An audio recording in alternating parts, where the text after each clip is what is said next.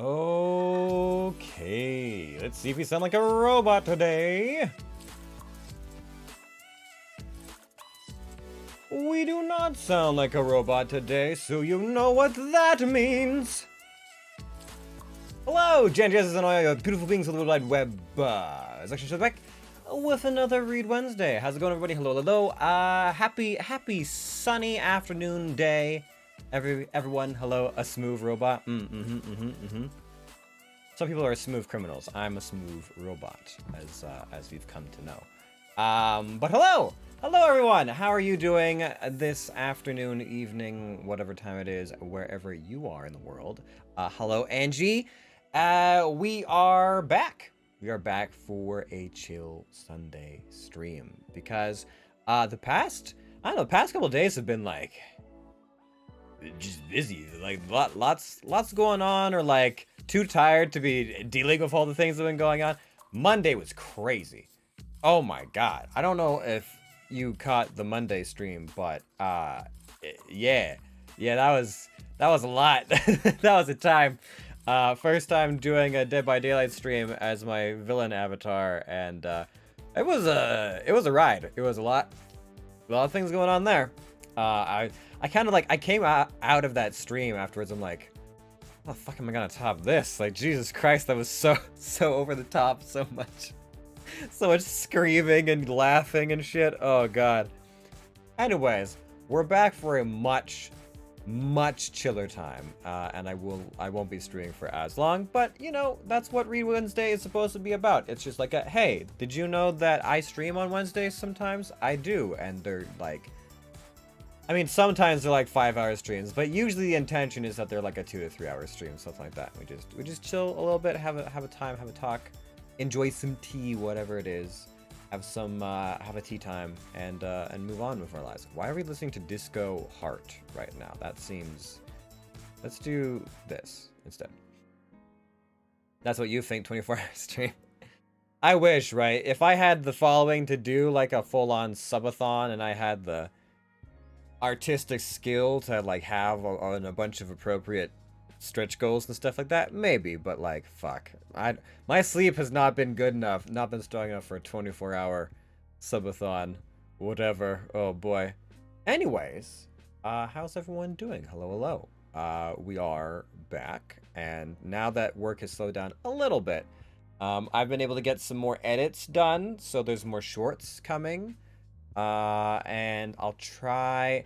I'm making no guarantees, but I'm gonna try and get that TikTok account sorted here pretty quick, so I can start posting on there as well. I've also got some other Twitter ideas, but sometimes I get into the habit of like, hey, let's do like everything right now, all the ideas right now.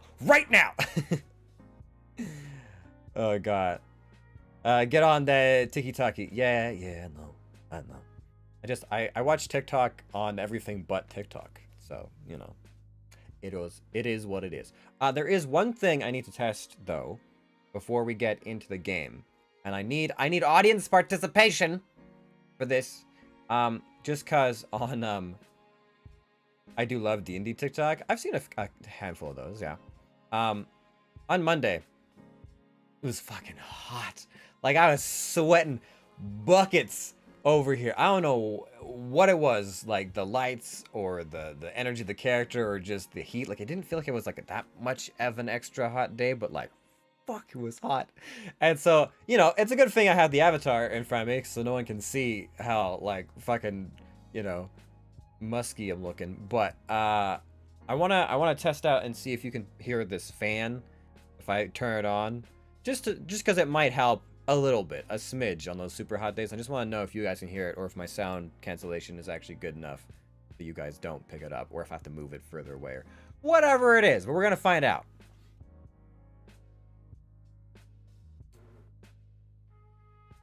Experimentations together, you know. So like, I don't see my mic popping at all when I'm not talking. But now when I am talking, do you hear anything in the background? Any kind of whirring noises or anything?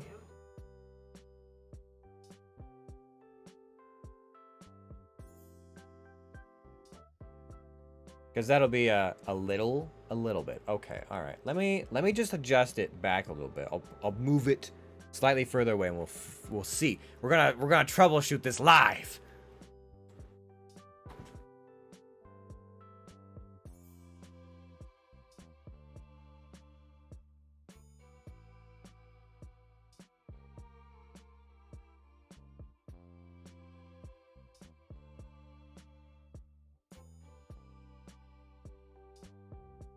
Okay, what if it's slightly around the corner? We still picking up?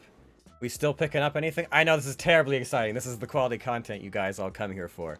It's for me to troubleshoot whether or not you can hear a fan in the background. But I'm such an audiophile, that no, like I'm such an audiophile. Like this just has to be the way that it is. Okay, like I can't stand when there's like ambient, annoying droning background noise in videos and streams and stuff like that, so I try my best to avoid that. But we can't hear it, or we can hear it, but it's very mild. Nothing noticeable. If you're looking for it, then yes, I can sort of notice it, but generally no one will realize it's there. Okay. One more thing. I mean, it will be very minute, but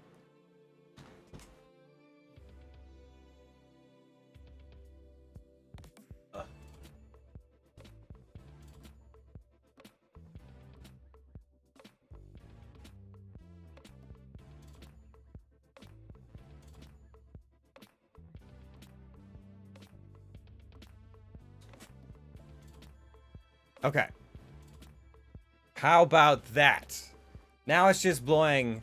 Just put it on the mic. Just pick up the fan and apply it directly to microphone. Yeah, great idea. Fantastic suggestion, Angie. Now it's just blowing cool air into the room, from the other side of like the door frame. Is that far enough away? Have we reduced it enough? Exactly. Thank you. It's pretty similar to last time. Shit. Curses. I mean, I don't need it. I don't need it. Like SpongeBob, right? I don't need it. I'll keep that in mind. Keep that in mind. It's a loud fan. Like it's actually like a fan heater sort of thing. So it makes more sense to have it on the heat setting than the cool setting. To be honest, I think the last time was better. What? What the fuck? Okay, well, fine then, whatever. I don't need it for right now. It's not that hot, but next time.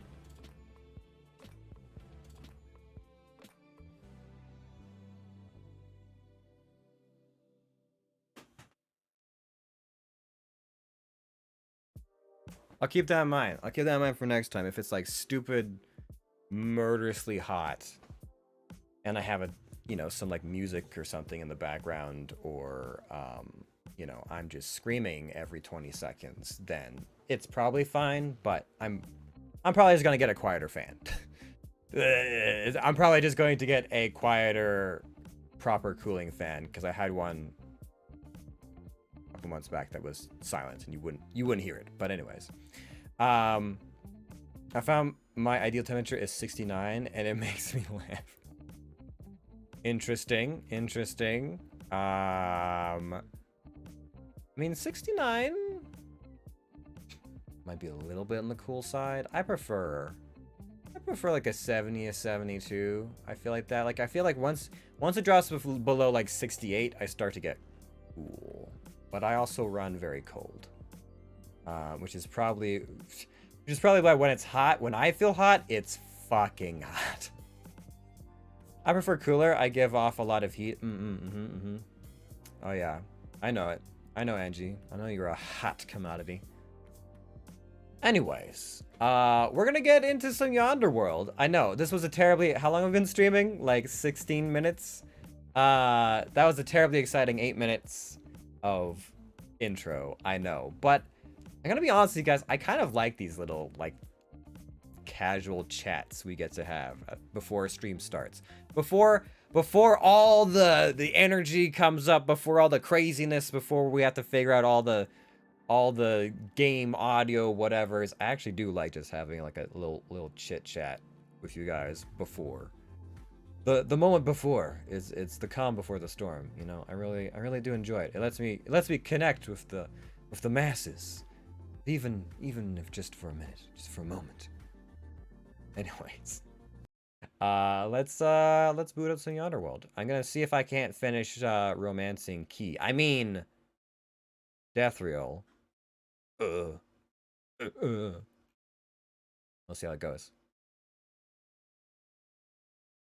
I was actually just editing the new parts of the script. Nia's putting out some fun stuff. Ooh. Okay. Okay. Um, Key and I were considering things go boom, Ray make it happy. What is Key streaming? Wait, what are you streaming, Key? What are you up to? She just went live. Um, we we're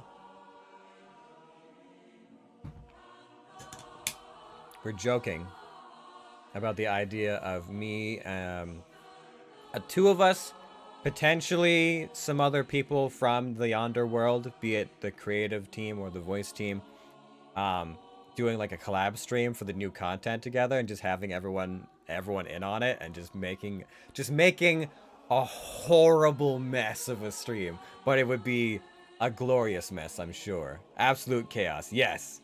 Exactly.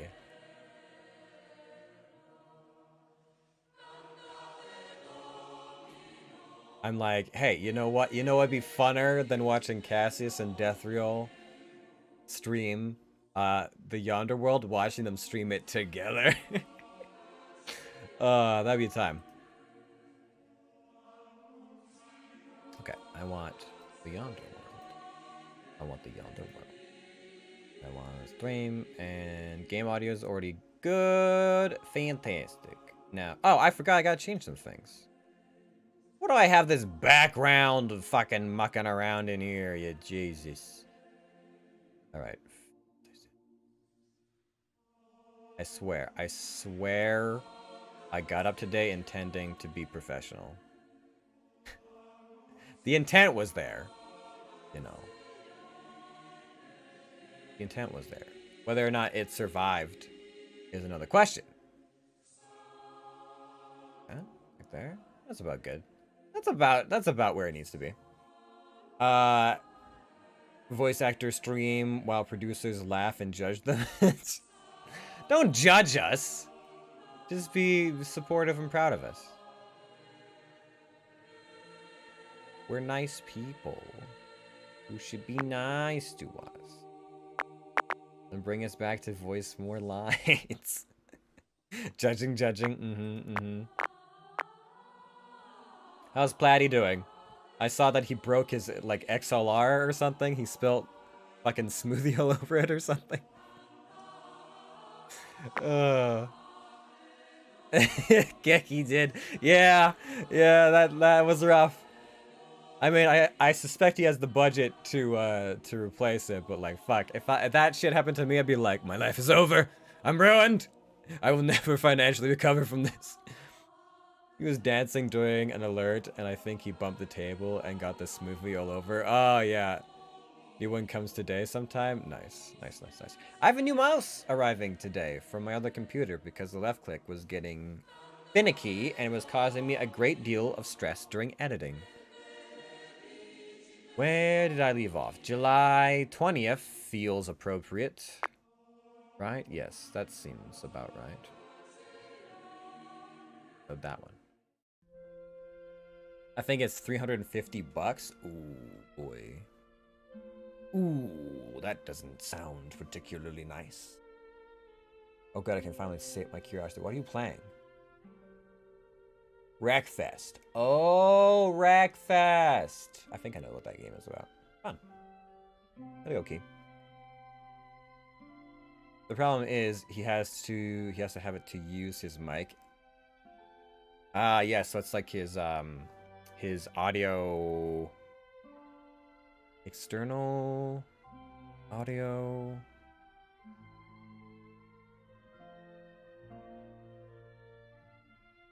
I forget all the terms. I always forget the terms, but it's like his like remote power source for his mic is what I'm guessing, right? What were we talking about? Can I back up a little bit? What did she ask me? Interesting. What were we talking about, Defriel? I'm so sorry. The fancy $2,000 mic with a special cord connector. Ah.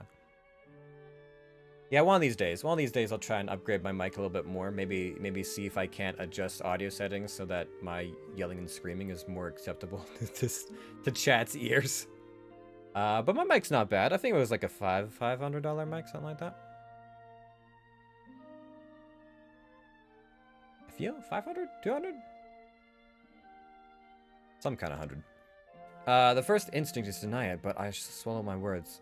What are we talking about? What are we talking about? Deathriel, what are we talking about?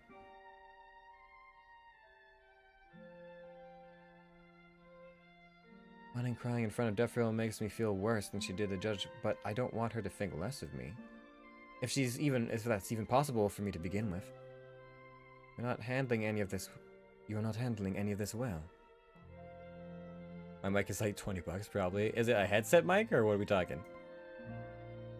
My first instinct is to deny it, but I swallow back the words. I don't want to lie to Deathriel, not again. I'm not.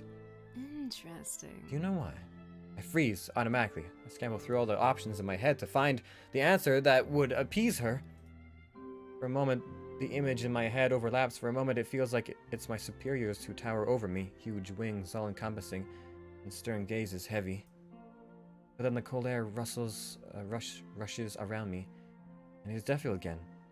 Soft in shadows, yet glimmering in the moonlight, a creature of darkness who is far gentler than anyone I know. Oh, that's right, we were having a panic attack and she comforted us. No, it's a proper mic, I'm just always broken. I feel that. Feel that. I did lose the pop filter though. Why did you lose the pop filter? It's a huge disc.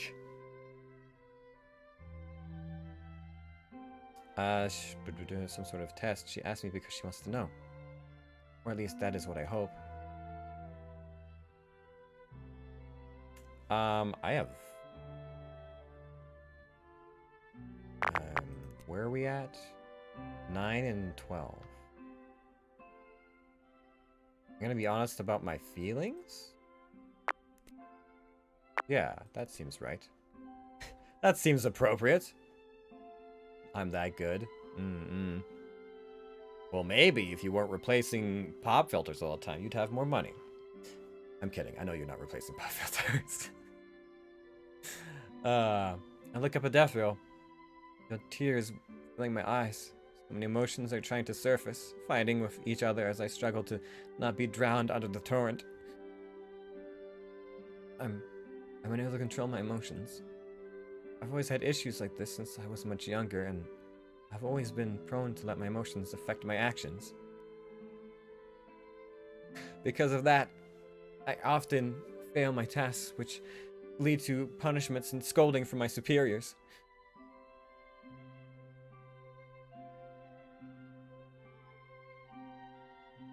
No matter how hard I try, I can't seem to change that. Now, because of it, I might fail again, even when I know what I'm supposed to do. Deathriel hums.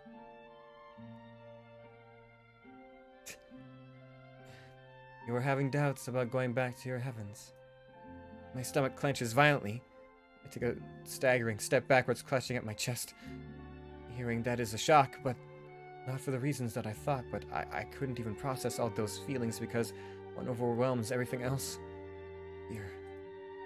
Fear because the punishment that awaits me. Fear because of those I will have to face.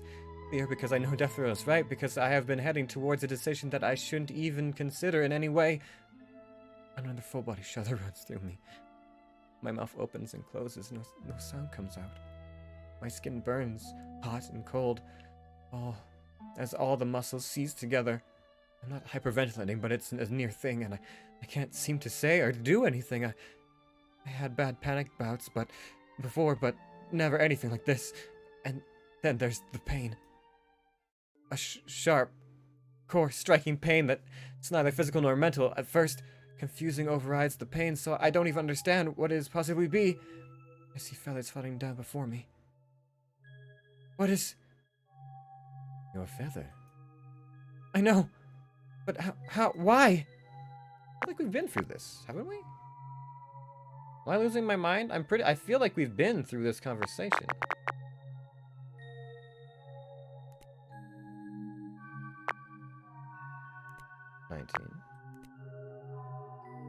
Huh. Alright, well. Okay. Okay. You're not pulling them, right? Because I'm not. A surge of pain laces through me. More feathers flutter to the ground. No. No, no, no, no, no, no, no. I curl to the ground, frantically gathering out the fallen downs. This isn't happening. You know what this means, do you? Grace. It's Grace. Am I falling? Jeffro blinks slowly at me. Not yet. Not yet? Is this the beginning? But all of the fallens I've seen were met with the same violent end. A flash of light striking them mid-sky, ripping God's grace out of them, halos shattered, glittering like scattered diamonds, their bright wings burning as they plunge towards the dark earth. Is that possible here in the Yonder? Can God's punishment reach me here? I don't want to fall, not like this. Not like this. Is this reversible? I don't want to fall, I don't want that! Are you afraid of falling? Or are you afraid of the punishment? I can't choose. I can't choose. I can't choose! All the while more feathers flutter to the ground. Calm yourself, Velas. I freeze, fingers twitching over the feathers. This is the first time Deathrill has addressed me by my name. Something cold, not unpleasant, so an almost like wind washes over me. I feel my nerves starting to suddenly leave, a strange, euphoric floating feeling. Is Deathrill helping me? Thank you. Sorry, I couldn't control myself. Think nothing of it. On a more important subject, why do you hesitate? Do you not wish to go home anymore? The anxiety is welling up again. I look down at my fallen feathers and tears start gathering in my eyes. Only the pain subsides. Relief and surprise both crash into me, and I slump forward, shuddering with each breath. Hesitantly, I gently brush my hand along my wings. My feathers come out. I see. It seems you have raised a valid points. Is that what it takes to stop falling? That remains to be seen. That isn't very promising, but it makes sense. Does that mean God's reach extends all the way here? If I said yes, would that make you feel any better? The answer is so obvious and so unexpected I almost cry again. No. That would make me feel worse. What reason I don't want to say out loud, I don't want to say it. But I think Deathrill understands anyway. Taking a deep breath, I gather all my feathers up and stand. I put a neutral expression, even though my insides are still trembling. I need to get rid of these feathers later. I don't want to see them. I don't want to keep being reminded of this. What I don't understand is, if God cannot reach here, then why am I falling? When did that stop? Does that have to do with my devotion? Because I doubt going back home?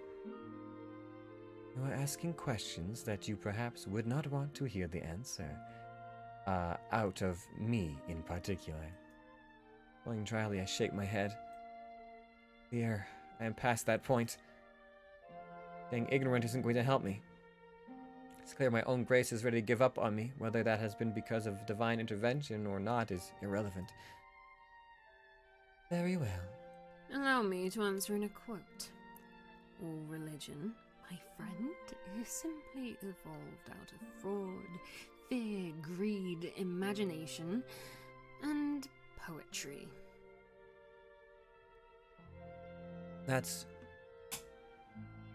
I've never heard that quote. I suppose that is fair, given the obvious reason. That would be Edgar Allan Poe. But to deny said religious power is folly. I guess so. You are surprisingly receptive to this, considering you are part of a religion. Honestly, after all this, I'm inclined to listen to anything. Heaven forbid, part of me is still convinced that this has all been an elaborate hallucination. Vale's desperate, Death Row chuckles. If it makes things easier for you to process. That would be too easy, wouldn't it? Sighing, I shake my head. Regardless, I'm sorry for the disturbance I've caused. This has all been very confusing, and I still don't have an exact answer to your questions, or mine, for that matter. But until I figure it out, would it be alright if I continued staying in the Yonder? You are still here, are you not? You will not be banished. You will not be banished from how you feel, or how you feel, or how you change. Small pause, then she hums. Change can be good. It all depends on how you perceive it. No one else? I guess so. Thank you. You may go. Get some rest. I will. Thank you. Deathrow doesn't say anything else, so I retreat to my room. I take out the handful of feathers from my pocket. For a long moment, all I can do is stare at them. Then reality snaps at me, and I rush over to the desk, yanking out a drawer. I stuff the feathers in, and then slam it closed before rushing to the bed. The covers over my head, I shiver, clinging to Deathrow's words in my head to keep from bursting into tears. Not yet. This is reversible. Not yet. Day 23. Exhaustion finally won over, and I slept well enough. There's no dream or nightmare to plague my rest, and that I'm thankful. As jittery from all the previous events or I'm just really good at suppressing my past emotions, I get of a plan in my mind. There are a few things Deathrow said that got me thinking.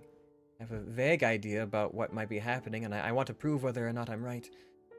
And again, I might already know it. I just don't want to admit it to myself. I try to be more composed than when I was last here. It's not exactly successful, as my heart is ramming hard against my ribcage, especially when I realize the hall isn't empty. Hi, Ito. Hello, Veles. Hi, Ito. What brings you here today? I have a theory that I want to test out. Oh, interesting. Do go on. I pause for a moment, debating on whether to tell him or not. Immediately I scold myself. Ito has only ever been nice to me since we met. Being secretive now would just be discourteous. Besides, it's not like it's gotten me very far before. I believe I've repressed much of my emotions in the past. Especially bad ones. I see. That's not very uncommon, is it? Well, yes, but for angels, parts of our perfect memory is to recall every single detail of what we experience, be it the events themselves or the feelings associated with them. Why do you think that is? Because I've always let my emotions distract me. It sounds silly, but it's always been the source of my issues. I have chips. Ooh. Good for you. What kind of chips? In heaven? Yes. I hesitate a moment longer on the next bit. I'm not sure I'm comfortable telling him about my falling. It's complicated and maybe doesn't make sense, but I want to see if it's the same with my happier memories, compared to the bad ones.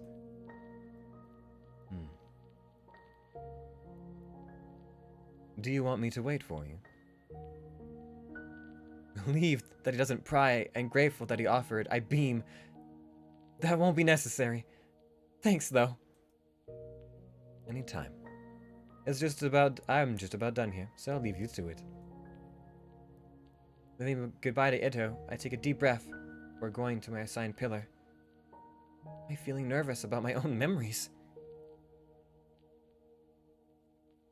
Tortilla, no cheese, though, sadly. Ito is friend-shaped? What is friend-shaped, exactly? Can you elaborate a little bit more? What friend-shaped is? Does it fit in a square hole, by chance? Also, you don't need cheese. You could have cream. Well, I mean, it's still cheese. But you have cream cheese. You could have salsa, guacamole. Anything that is shaped like a friend. I mean, there's a lot of things that people consider their friends. Some of them are inanimate objects, but, anyways.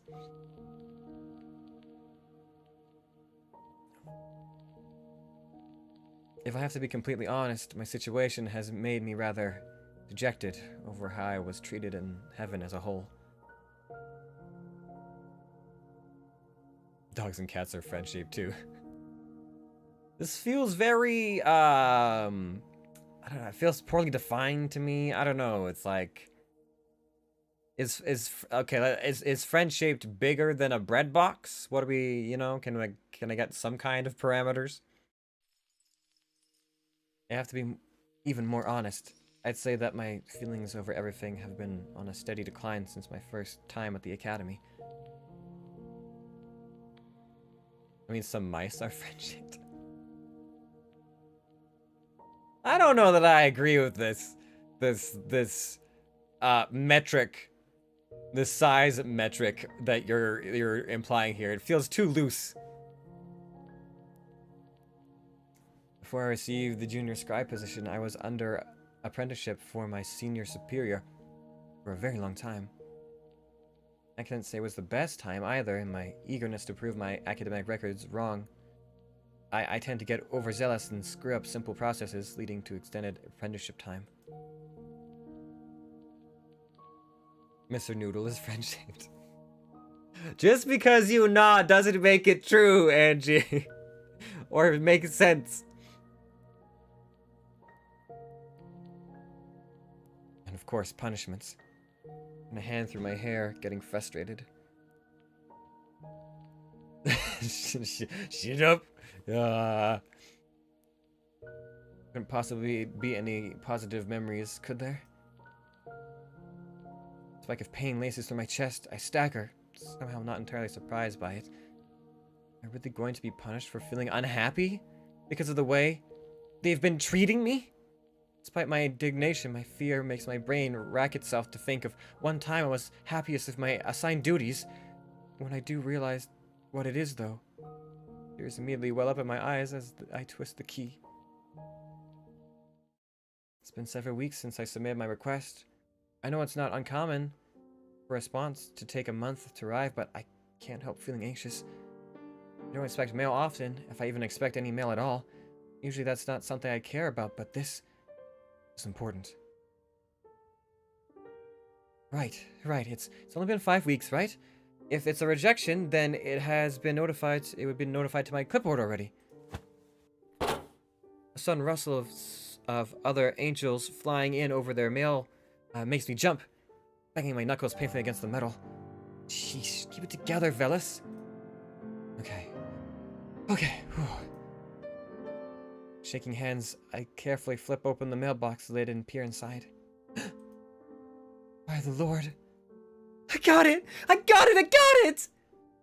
Several angels turn to shush me, but I don't bring myself to care. Hastily, I fish out my new clipboard, which comes attended with a brand new navigation device and a small envelope. To Velis. Pleased to inform you that you have been selected as one of the Mystery Archive's newest junior scribes. Attached with the letter are your standard device. Please find all information required for your new role within the system.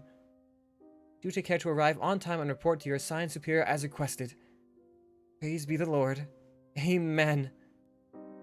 Praise be. I can't believe it. Over 2 centuries, and I'm finally going to work at the archive. My dream is finally coming true. But...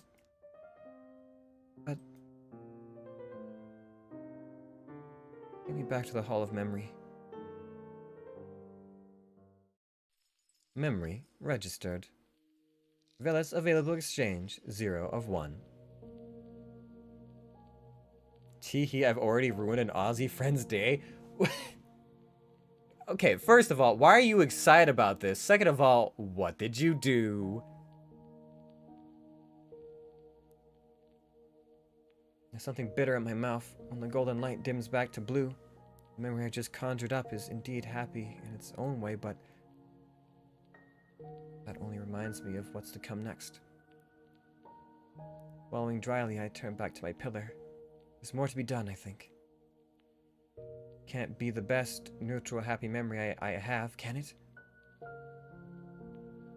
Would any memory do it? Isn't that cheating? Besides, would something like reading a book the first time count, or is that kind of relation too fleeting? Does it have to be something related to other angels I interacted with? Does it have to do with friends?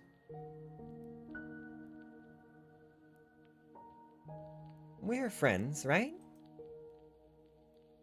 No. No. Not friends. That kind of memory would only bring more harm than good. Even if the reminder of it might make me feel nice for a fleeting moment. In my head, I force my thoughts away. It has to be something not duty-related or book-related that makes me feel happy in heaven, right? Blinking, I suddenly remember something. Nodding to myself, I turn the key, hoping that this would be enough. Velis. Velis, can you tell me what must be done when one encounters an evil spirit? When dealing with evil spirits, one must act with utmost caution. You must follow every step instruction in the manual. Someone speaks up from the back of the class. Wouldn't it be easier to just eradicate it? Not wanting my thunder stolen, I puff up my chest and wings.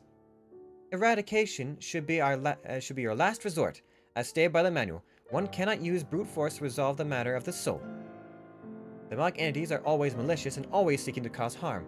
There is no negotiating with them. The only solution is banishment or eradication if one is capable. On the other hand, mortal souls are flawed. Because of that, they are both fragile and dangerous.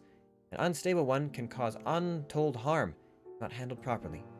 Shattering a mortal soul without reason is a terrible sin.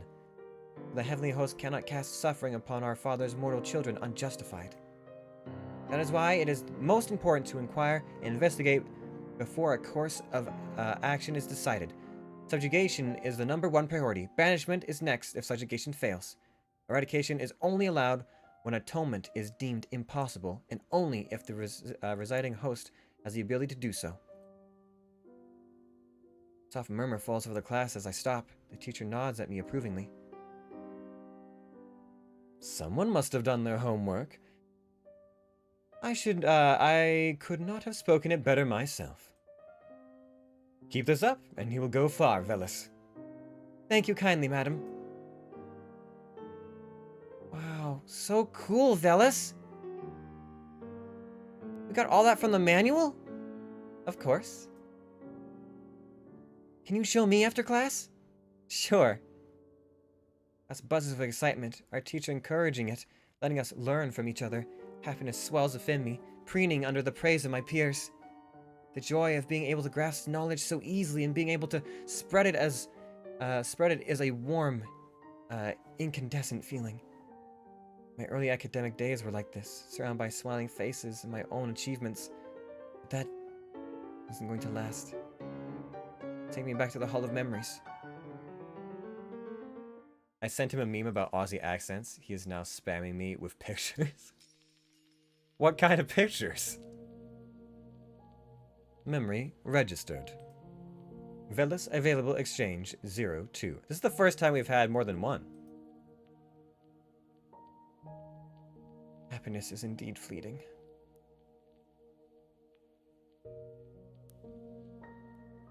All of one of the other Platy mods? It's the same picture over and over. Why? Is your Aussie friend also one of the mods? I wish I could hold on to it forever, but that isn't the case. My knees tremble when I stand up. For once, I don't feel like crying, but this melancholy is somewhat worse. It's like being stuck in the middle. I can't go forward, but I can't go back either. No pain in my chest. My grace seems intact for now, but I know that wouldn't last. Is this what it takes? The not quite contentment of knowing that it would be better or indefinitely worse? Sigh. I look towards Ethereal's pillar, but hold myself back from going towards it. I have enough to ponder over for the time being. No need to add to my burden. Yep, it's J-Dude, Platy's editor, and basically number 2 in charge. Oh.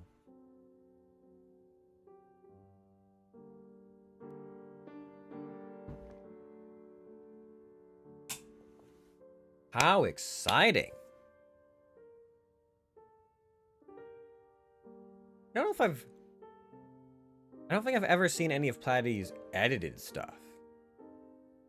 I've seen bits of his streams and stuff from Chill's perspective, but I don't think I've ever actually seen his edited stuff, so I don't know what his style is like. I imagine it's loud and busy. Am I right? Did I get that right?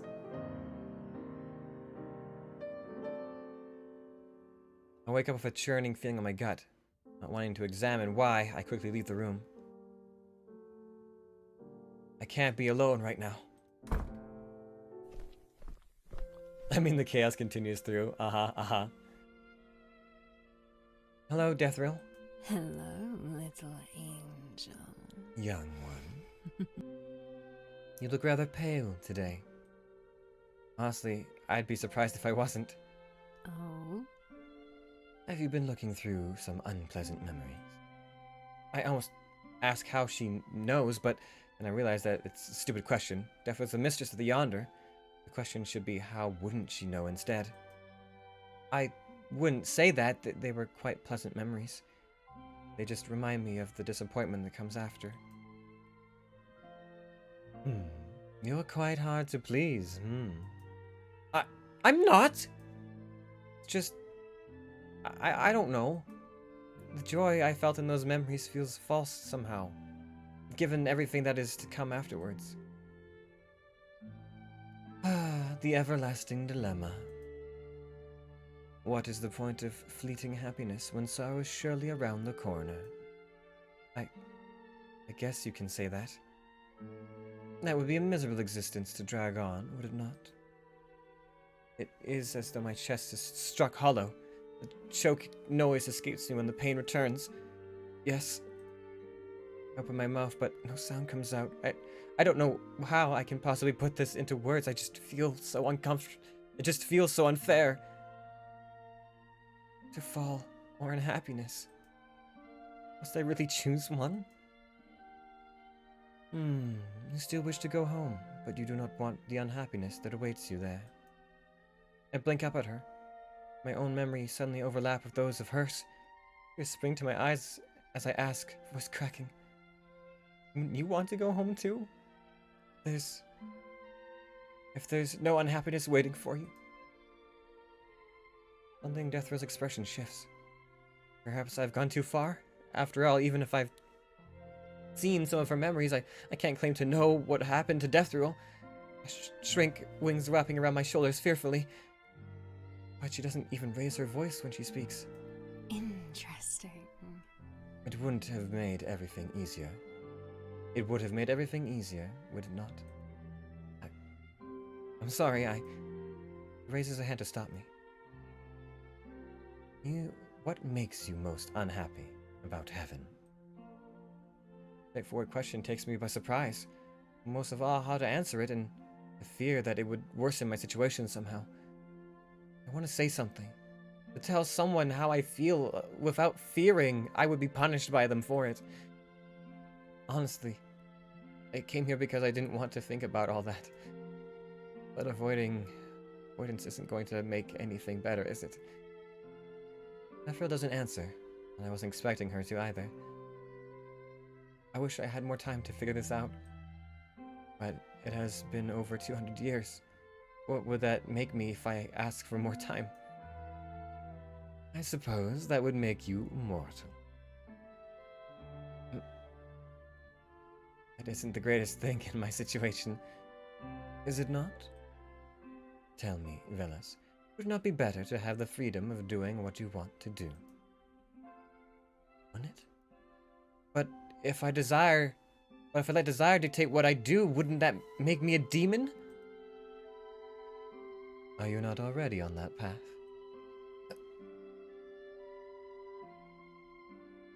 Ooh. That's not what I want. Maybe We're at 9:13 right now.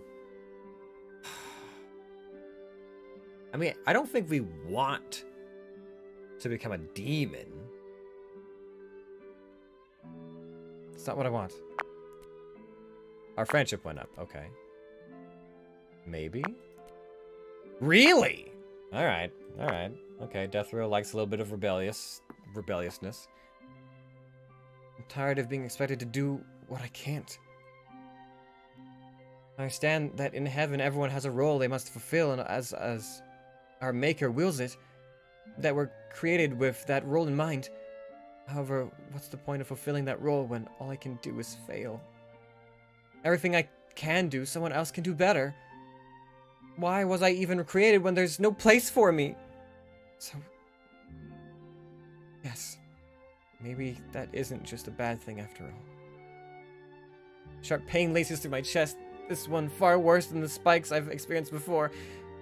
I tremble and fall to my knees, shaking as my feathers flutter to the ground, stark white against the red carpet. How does it feel to love someone who does not love you back? Tell me, Velas. The question hits me like a hammer, further driving in the pain. I know exactly who she's talking about. Whether she knows who else could be included in such a question or not is irrelevant. It's probably the worst feeling. It's disappointment and sadness and the feeling that I'm not enough, that they chose to interact with me not because of me, but because of something else, because I might be able to do something. It's especially bad when I know that they will never hold me in the same regard that I hold them, that I will always be lesser. Admitting all that hurts even more, a different kind of hurt, that the one tugging at my grace, dripping tears being stained by my falling feathers. Thinking about it hurts, saying it out loud hurts. I don't know the Hall of Memories. I don't need the Hall of Memories to realize how long I've been holding on to these feelings. How long I've been waiting, avoiding thinking about it, knowing that the significant figures in my existence have never cared much for me. But still, I don't want to fall because of this. Why must I pay the consequence for how they make me feel? Perhaps my talents are mediocre. I know I don't possess great power, but that's not why I was unhappy in heaven. I was unhappy because they made me feel that way. I never desired power. I never desired anything outrageous or evil. I really just wanted to read. You seek solace within the pages, do you? Is that why? That makes sense. Yes. I don't want to be for the rest of my life, though. I don't want that to be for the rest of my life, though. That does not have to be. That is always a choice. You have a choice now, don't you? Looking up at Death Row, I feel my pain easing somewhat. Every with my tears I stand. I do. If possible. I still don't want to fall. But if it's inevitable, then I will accept that with grace. Unintended. Deferel's huff makes me smile a little more. Thank you for your time. If it's possible, can I continue coming to speak to you? I'll be waiting. Feeling my cheek heat up, I dip into a bow before generally smile blooms on my face. Looking forward to it. I keep avoiding and secreting away my grievances. I can't keep avoiding and secreting away my grievances anymore. And I don't want to. Especially now that I have a place where my feelings wouldn't be judged. Day 25. Oh.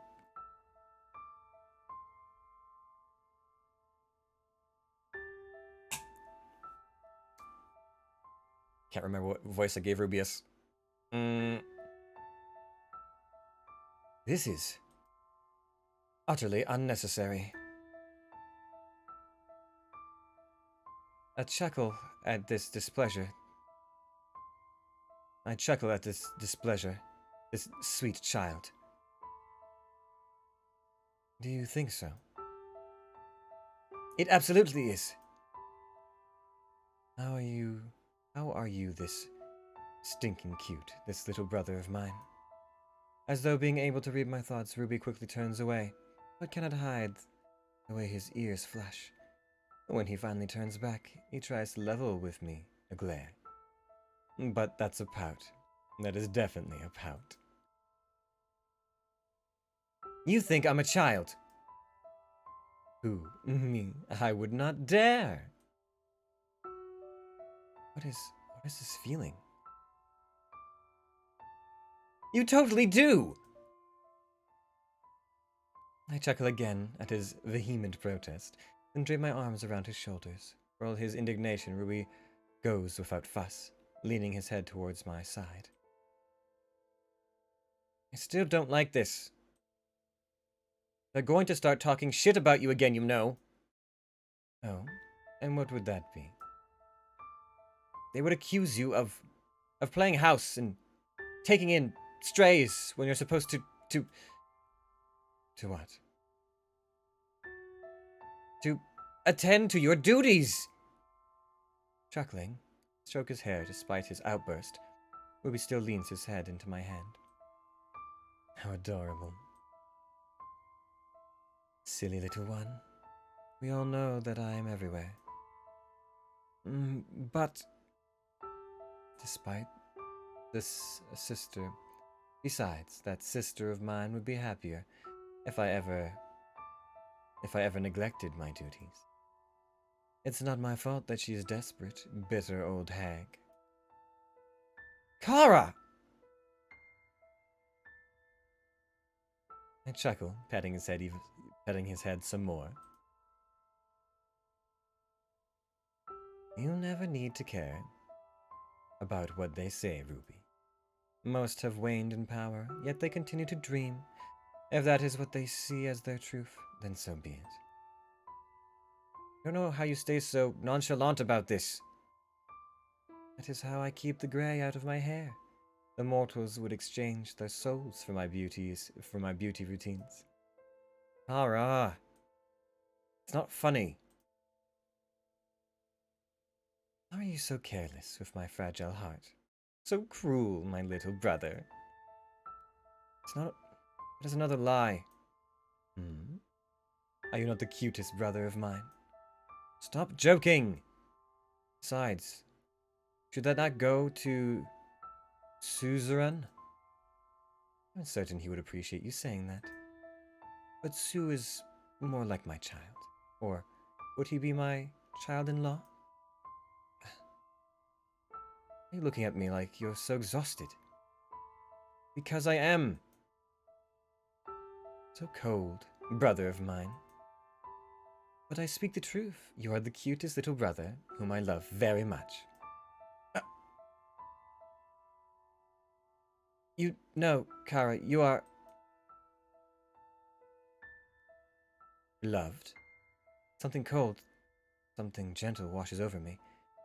I smile, standing up to greet the heart of my heart. What? Huh? What's going on here? Also, as if summoned, the minute I read the name Kara, Kara appears! Key's favorite character, Ruby. As I fall into the darkness, the last vestiges of the beautiful hallway, drenched in mosaic sunset, fades away. I cling to the memory of Defril's swelling emotions. Joy, adoration, love. You loved Rubius, so much. But whoever that showed up at the end there made her love swell from gentle, playful, minute to an overwhelming symphony. Who was that? Part of my heart. I want... Oh. Memory exchanged. Velis available exchange 0. Placing a hand over my frantic heart, I slowly stand up. That memory took both of my submitted memories, huh? I'm not surprised. Never felt something so strong, so good. Irrationally, I feel incredibly jealous of Rubius. Even if Defril lost her emotions after, I would have given up anything to be loved like that. I would have given up anything for someone to give me that kind of attention. I would have given anything for Defril to look at me like that. I scrambled to turn my key again, heart thumping as the hall lights up. Recognize. Velis. Angel. Requesting access. The Void. Access granted. Velis exchange. 0. Insufficient exchange value. Query. I want to ask if there's any other memory from Defril before her emotions are blank? Answer. None. I see. Is there any memory after Defril lost her emotions? Do her emotions remain? Unclear query. No answer available. It's not very helpful. Right, thank you. Follow the key, feeling a bit dejected as the halls dim.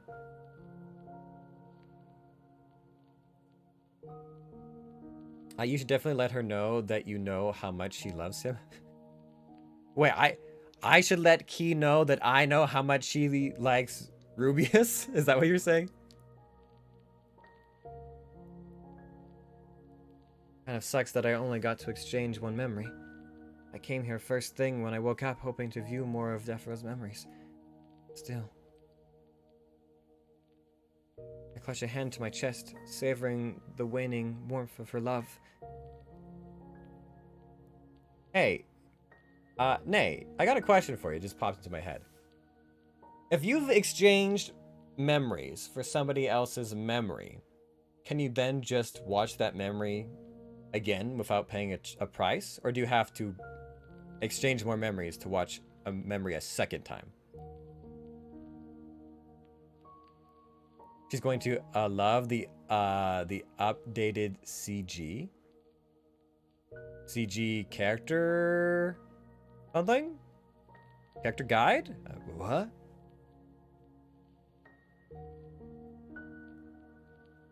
Press her hand to my chest, savoring the waning warmth of her love.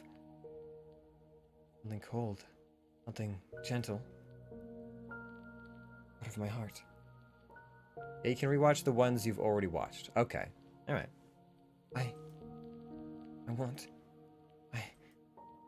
I gasp, breaking out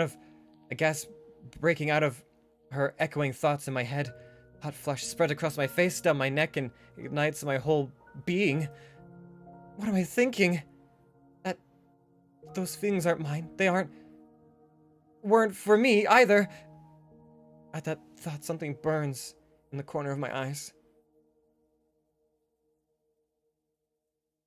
Has Cassius seen that memory of Defra's love? Is the character illustration? Oh, is Rubius getting an update?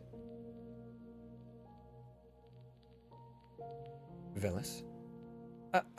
Ito, I didn't see you there. I just arrived.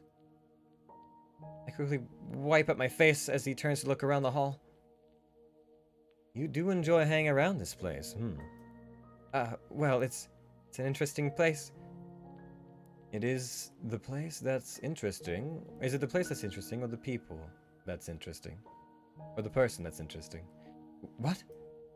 I don't know what you're... Oh, don't lie. Not to me, especially. You fancy my sister? Shocked by his sudden statement, I stumble several steps backwards. I bet Ito's just here like, yep, there's another one. Oh, crushing on death row. Oh, another one crushing on death row. Oh, another person crushing on death row. Cassius is getting an update. I know. Oh, I know. I've heard. And I'm curious. And Cass is was obviously with Deathriel. Of course, he has seen every memory. All of them? Oh boy, that's a lot of memories. I don't know how much he has, but there's gotta be a lot. Everyone crushing in Deathriel. I do? Embarrassingly, I can only squeak as Ito's playful stare turns intense. Not knowing what else to do, I hide my face behind my clipboard. Oh my. Uh-oh. I was joking around, but you really are infatuated with Kara, I don't...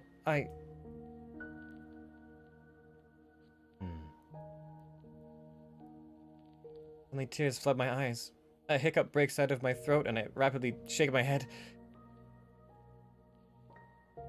So he reaches out. I flinch, closing my eyes, but still I can't stop my crying. I don't care. I don't dare pull away, shuddering, closing my eyes as though that would prevent the incoming blow that is sure to come. Ito wipes away my tears instead. My. You don't even know what to do with those feelings, do you? I don't know. Have you ever loved before? I don't know. Let's go sit down somewhere more comfortable. Right.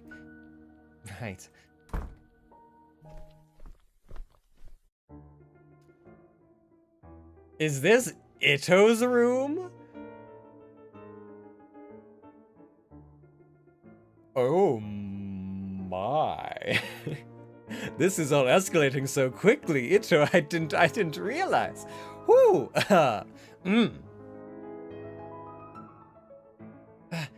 This is my very own room, of course.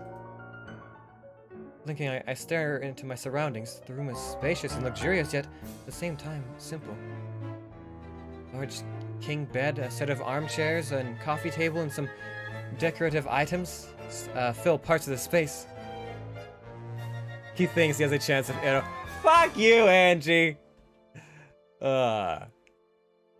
You know what, if I tried, I could have anyone here I wanted. It's just that I'm more particular than that. Besides, why would I want Ito with his foppish hair and his gleaming purple eyes and his pointed ears and his excellent jewelry sense? His kind words and his encouraging demeanor. Why would I ever want someone like that? Disgusting.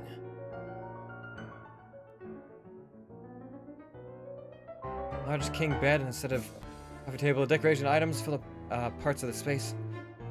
But for some reason, I'm uncomfortable looking at the floor. It's so polished I can see my reflection. Ito gestures for me to sit down as he sets out to brew some tea. I comply, feeling myself a little and mortified at my own reactions in the Hall of Memories. I'm sorry, I don't know what came over me. Don't think so much about it. Here. Gratefully, I take a sip and relish the warmth that passes through my body. The tea is a little bitter, but leaves a sweet aftertaste on my tongue. I don't have any snacks, so you might want to drop by the dining hall after. This is quite a strong tea. Edo, what did you put in my tea? What did you put in my tea, Edo? Alright. Brief silence passes between us. And all honestly, I couldn't care much. I wouldn't care too much if we can just finish the tea like this. I don't want to talk about what happened. I don't want to face it. Baby's first love. Stop making fun of me. I don't want to deal with the embarrassment. I don't want to really put a name to this yearning. I don't want to be confronted by Deathriel's brother of all people. I don't want to be ashamed of it. I don't want him to laugh at me for feeling this way. I don't want whatever this is to find its way to Deathriel. Keep making that face, and it might stay like that. Sniffle, involuntarily, my pout grows a little more severe. Edo chuckles. I apologize for panicking you like that. I did not think that you would have such a reaction. Edo tilts his head to look at me, the gesture painfully familiar. Kara, Deathriel, is not my real sister, you know. There's no such thing as blood relations for creatures like us. Creatures like us? What, you're not? You're not an elf.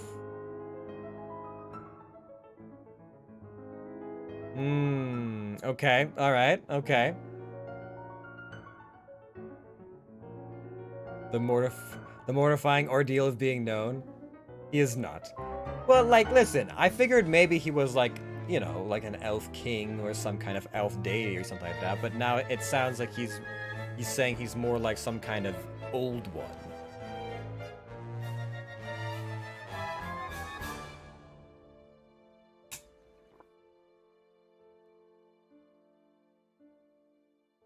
At least call him a fae, rude. Well, yes, I mean, that's kind of what... Elves are fae! Just because I didn't specifically say he was fae. If we're speaking in terms of blood relation, like mortals, then she certainly had others who were far more qualified. However, I was just one of the strays she picked up. But she loved me anyway. Sometimes I lie to myself that she still does, that she still loves me, us, the family she made. Certainly makes me sleep better at night. Wide-eyed, I listen to Ito. Why are you telling me this? Because Deathriel is easy to love, isn't she? Once again flustered, I look down. Avoiding his knowing gaze once again, Ito simply chuckles. All of our family, bar one, are strays. At my embarrassment, I can't help but grow curious. Why is that? Is the one not stray Rubius? Because she loved us when no one else did. Strange, yes? Treacherously, my heart picks up its beat at this. A kindle of hope, something small and eager, like a starved beast rearing its head. I suppose so. Make no mistake, Phyllis. None of us are good. Slowly, Ito takes a sip of his tea, contemplating his next words. How to put this for you to better understand. We are destruction, fear, deceit, and ignorance, and the light of suns. Maybe not all of us were bad. But yes, those are what we are. Or at least we are, as you see myself, and our precious Ruby, the aspects of them. But what are you talking about? Wouldn't you say almost all of those are bad? Scared and confused, I'm unable to answer Ito right away, feeling dread well up in the pit of my stomach. Destruction and fear? Definitely bad. Deceit? Lies are always horrible, even though I find myself having fallen into using them before. Ignorance. This is something I have the most pause about, because what am I but ignorance? But how am I going to answer Ito? Am I going to say how I feel, or am I going to lie to him? My chest flares hot at the thought of lying.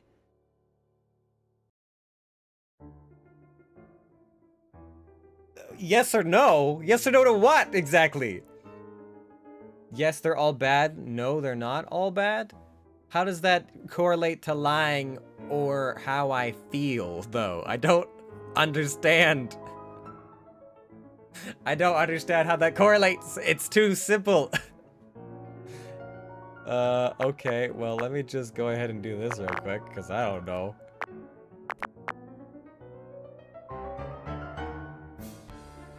He told you not to lie to him. What? Which is the lie? Like, that's subjective. What you're saying there, like, what does Velas consider to be a lie here?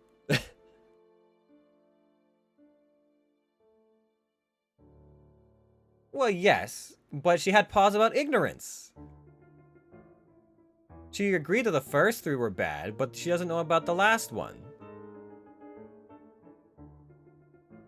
She's practically a fallen angel at this point. Nay, come on now.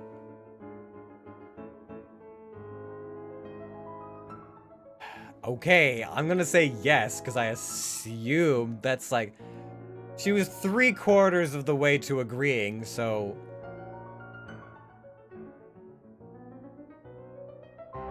Unable to really say anything, I nod jerkily. All of those traits, aspects Ito said are bad, except the light of the suns, but that's completely different from everything else on the list. I see. That is what they all thought, too. He leans back against his chair, contemplating a look on his face. Looking at him, I can't help but wonder which one Ito is. Is he fear? Or is he deceit? Is he distraction or ignorance? Oh, he's distraction. You see what the fuck he did to what's her name? What's their name? Obliterated. Vanished from existence. He's distraction. Oh boy. Or is he even the light of the suns? Which one is Rubius? Perhaps it would be better for many if we were wiped out. Perhaps it would have been easier for Kara if we never existed. My eyes snap at him. But she loved you. You did. But that's not how you chose to be, right? What do you mean? Yes, that the way you were made. You can say something like that. Then it's not like you chose to be bad. That's what I want to say, but it doesn't come out of my mouth. Who am I to judge? Perhaps taking pity on my inability to form words properly, Ito sighs and smiles. You're twisting yourself into knots about this, aren't you? I don't know what to say, what to think. It's becoming quite the theme. I did not tell you anything of that to scare you off. Kara's capability to love was great. She loved the worst of us, and she made us a place to belong. You found us when we were on the brink of self-destruction. Some of us were used until there was nothing but the desire to wreak havoc left. You saved us, nurtured us, allowed us to function as we are supposed to, even though we were unworthy. Do you think that this is wrong? Should she have let us rot, let us be eradicated, or eradicate ourselves? Would that not make all existence better? My head spins. There's too much to think about. I don't know what to say, and I don't know if I should say anything. but it mercifully doesn't make me answer. I'm sorry. It's a little emotional. I got a little emotional about it. I was actually meaning to ask, you have not felt this way about anyone else before, yes? Perhaps not so mercifully after all. With my cheeks burning, I look down to the empty mug and give the smallest nod possible. I don't know about this. I've read about it, yes. There was this book, in the library, the Kama Sutra, but it was very strange. Made me feel funny. But yes, I have never, Velas, are you telling me that you have never felt love before? Not just romantic love, but love as it is. Is that it? Is that why I yearn for it? Is that what I wanted? Is that why I want it? Flashes of memories fill my head, not Defra, but my own. They are the heavens where I was made, where I grew up, where I lived, where I was taught all that I know. Never once have I felt loved. Never once have I loved. The only love I ever felt was towards books. It's a thought that leaves me strangely hollow. Perhaps what Ito told me isn't just him being emotional, telling me that even if his family, their family, consisted of the worst in all of existence, I still love them. The only fault I've ever committed was not being enough. Oh, that hurts. Day 26. Okay. I barely got a wink of sleep last night. Stupid Ito and his sexy body. Which isn't too surprising. How pathetic. Been thinking and thinking and thinking, and it keeps coming up. My existence as heaven was sad and lonely. Across every floor and every superior I was assigned to, I was treated poorly. I've always craved positive attention from my superiors. I've always wanted respect from my peers. I've always got none. I've always loved books. I love the worlds that they wove by words. But that's only a form of escapism, isn't it? Not real love, is it? If one would accurately describe my entire existence, it would be loveless. Pain that seizes my chest is almost unbearable at the mere thought of it. The flurry of feathers that scatter around me makes me cry even harder. Aside from that, I want it. I want it. Jethro, please.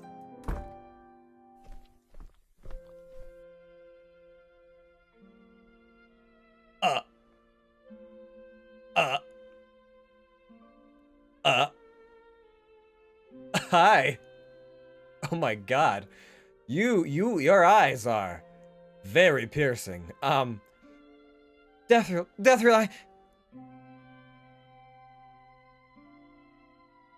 Oh-ho. I see we have a little angel of our own here. This is impossible. This man, he is saturated in grace. Before I can react, he walks closer, his boots clamping mutely upon the carpet instinctively. I take a step back, my wings trembling, as he looks down on me imperiously.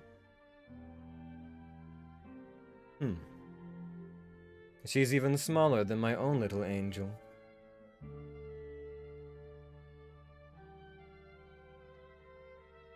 Oh, it's a German. German angel. What is your name, Fräulein? I am Velas? Is that a question? Do you doubt your own name, Fräulein? Has it been in the Yonder... Has being in the Yonder broken you this much? Startled, I smack away his reaching hand. The strange holy man only lets out an amused huff as he brushes off the cuff of his jacket, as though my touch dirtied it. Lost little angel, as always, so feisty. Indeed. Indeed. Though I would ask you not push her so far. Cauldron, this one is quite fragile.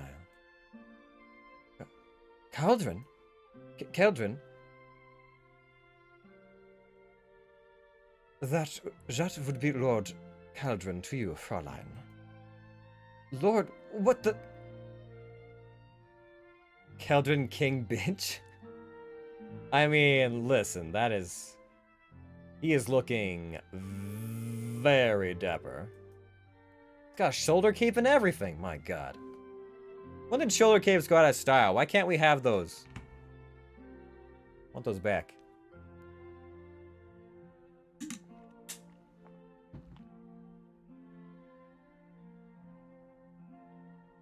If he possesses grace, this man is no angel.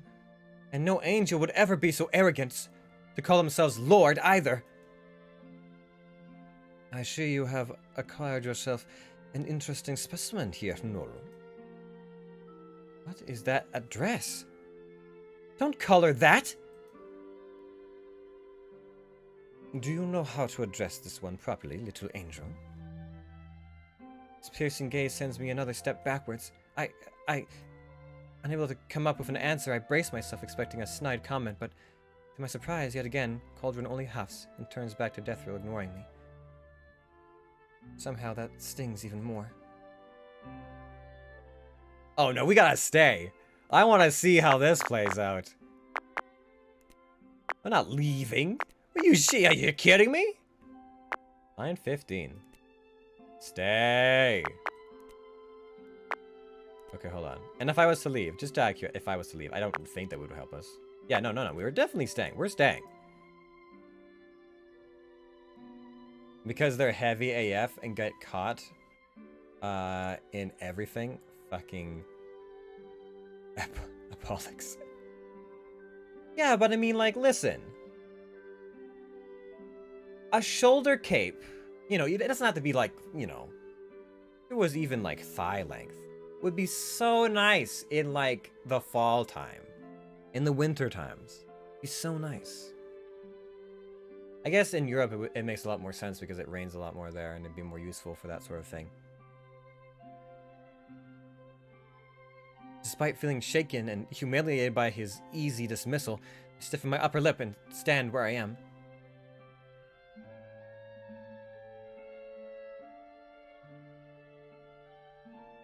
Bitch, they look good. They're a bitch to wear. Listen, I've worn a shoulder cape, okay? I went to theater. And they're cool AF.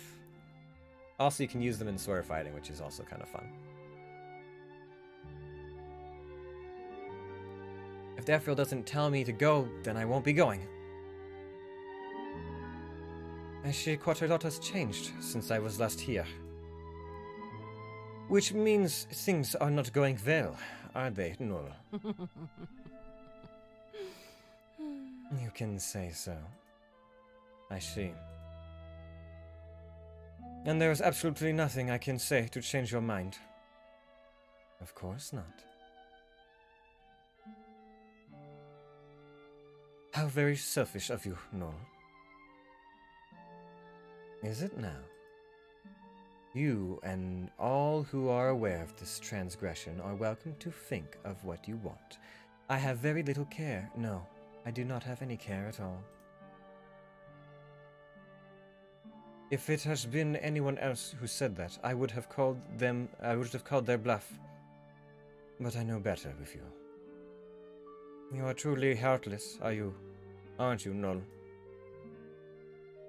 Does this Cauldron think who does this Cauldron think he is? How dare this lord barge in here, fling his insults around like this? I do everything I can and want to do. Would you not have done the same, if there would be no repercussions? If there is no regret and only your deepest desire matters? If there is no one who could stop you? Not even your god. After a moment of silence, Cauldron makes an abrupt movement of reaching into his jacket before sighing and folding his arms instead.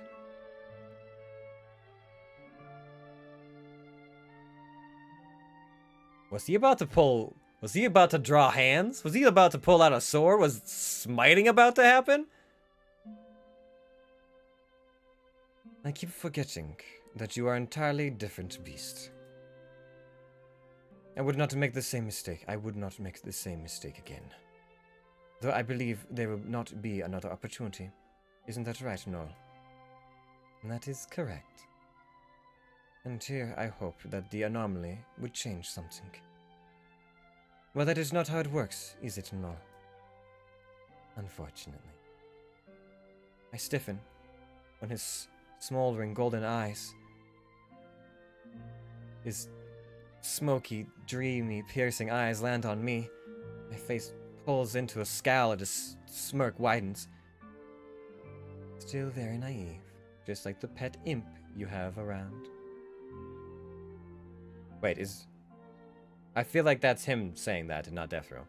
Still very naive, just like the pet imp you have around.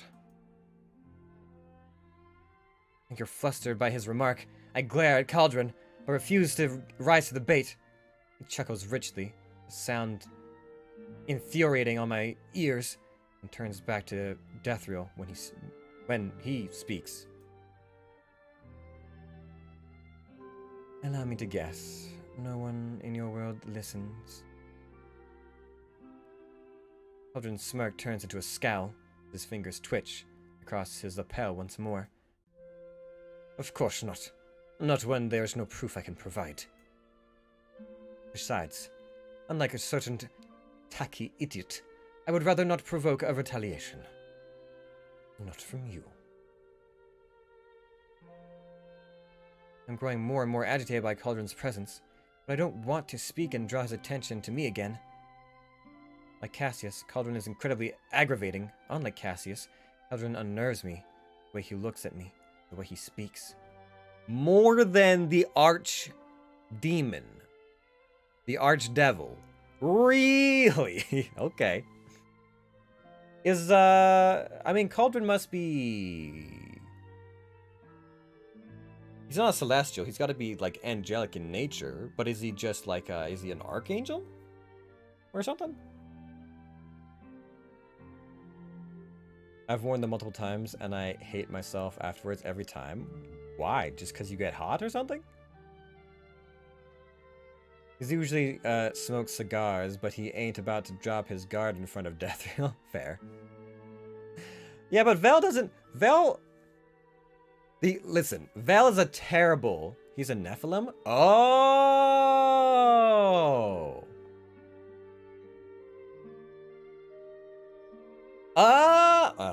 Oh. So he's a descendant of angels and demons. That would explain the eyes, but the gold and everything else. I see. Also, his father is Lucifer. Are you pulling my strings right now? This seems a little too much. And is he from Velus's world or a different world? Also, Velus is a terrible judge of character. The absolute worst judge of character. One of the only people she liked the first time she met them happened to be the person who went out of the way to try and kill her. I think she liked Ido decent enough, but she's kind of cautious of everybody else. He's a crossover character from a different game. Oh, that's right. You guys did have a game before this. Interesting. Okay.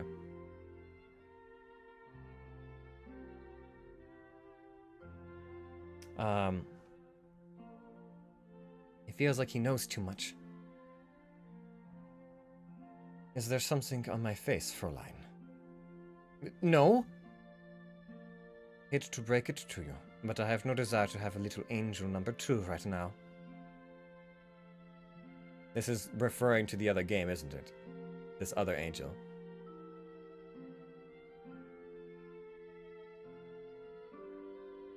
Who would want to be... I mean, don't get the wrong idea. In a deep breath, I glare at his widening smirk. Taking my leave. See you later, Deathriel. You may go.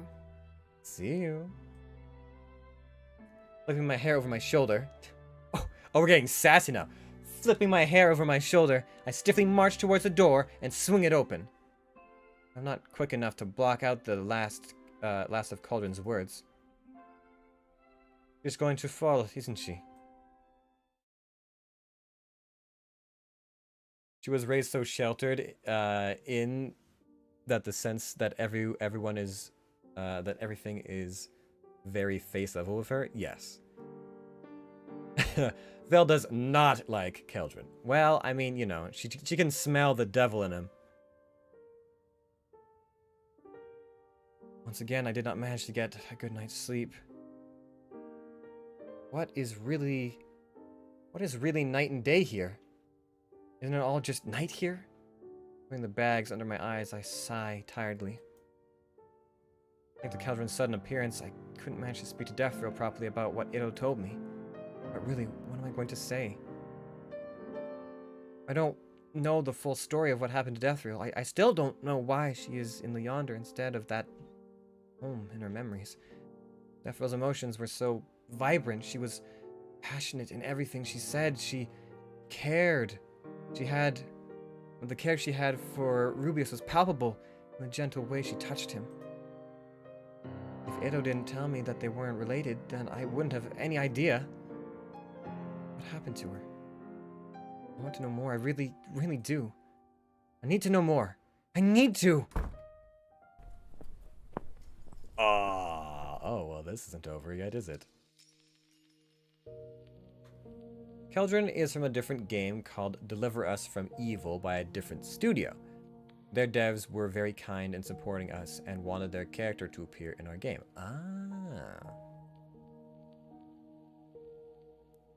We actually did a playthrough of their game together? Interesting. Memory registered. Keldrin, available exchange 0 of 7. Someone's saving up. Not expecting someone to be here so early, especially not Keldrin of all people.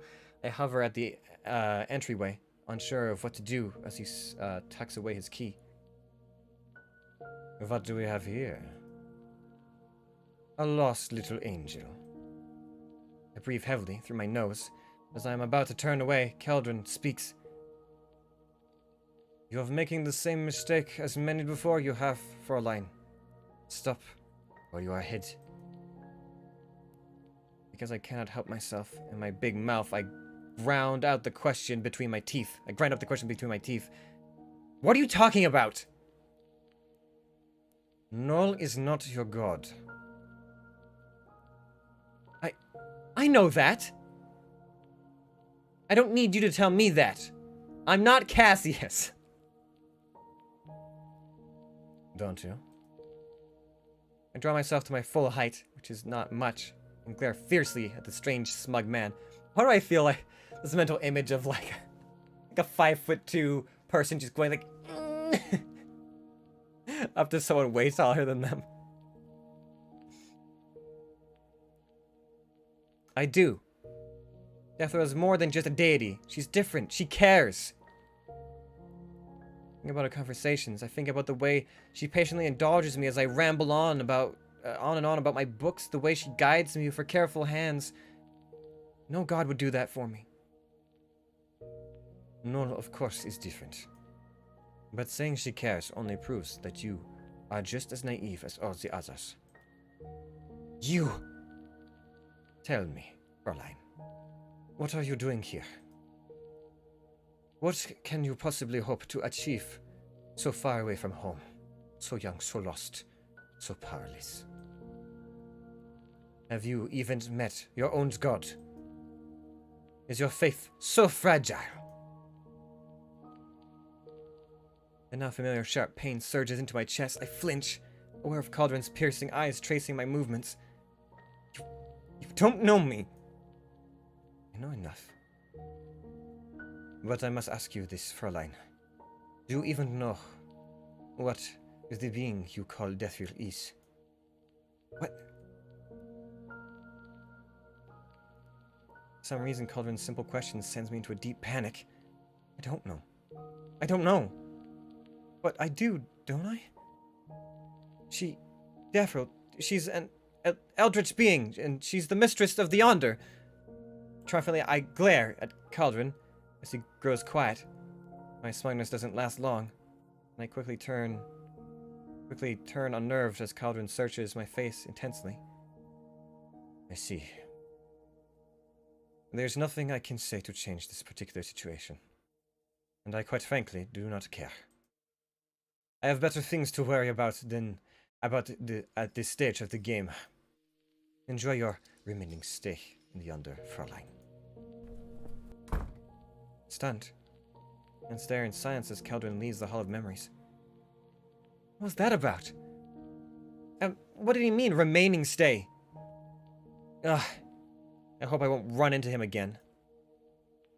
I take my several moments to compose myself. What an infuriating man he is, Cauldron. I keep saying Cauldron. It's Keldron. Keldron. I don't exactly how to get under my skin either. I'm just that easy to read, or he's incredibly good at dealing with angels. Suddenly I feel a surge of sympathy for whichever angel has to deal with this smug bastard. Is Keldron a protag? Like an anti-hero? What is he in the other game? Shaking my head, I head towards my memory pillar. I want to know what happens to Deathrill that I can't deny.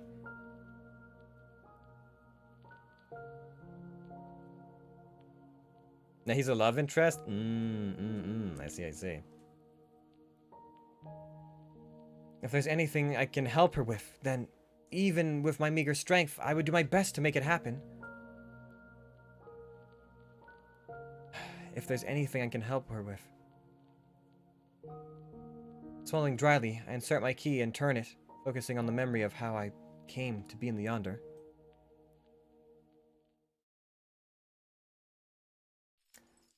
Actually a supporting character. Okay.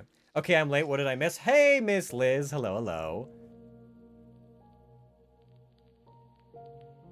Not much as William can. Yes. This is accurate. I'm continuing my stumbling, floundering attempt at romancing Deathrill. And we've met a new character, which is interesting. My favorite hobby. God damn it. Whenever chat and the mods unite, it's always, there's only one purpose. There's only ever one thing that comes out of that. Oh, the joys of being bullied by chat. Good. It should be, it should be as his mod. Don't encourage her, Angie. No, stop it. Angie is bullying Can because she can't bully anyone else. Why can't she? What? She was just bullying her Aussie friend. She just said that not long ago. Chat and mod unite to get snacks? Am I a snack? Can you get me a snack? I can bully plenty of people, just because I can't bully you. Oh boy. Memory exchange. Velis exchange 0 of 1. That really wasn't pleasant. It isn't the reminder of pain when I arrive at the Yonder that got me reeling. It's the reminder of how callous my new superior had been. How all of them, the same in their attitude. No longer react so violently to my own suppressed emotions, though, which is the small blessing in the most twisted of ways. I'm either getting used to it or I'm numbing myself to it again. Neither is a comforting thought. Breathing heavily through my nose, I try to slow down my rapid, rabbiting heart before turning towards Deathrill's pillar. Recognize. Velis, Angel. Requesting access. The Void. Access granted. Query. Memory request. I want to see the immediate memory following spreading. Farewell, please. Requesting promise. Request denied. What? I mean, why is that? Memory assignment requested. Velis exchange. 0-1.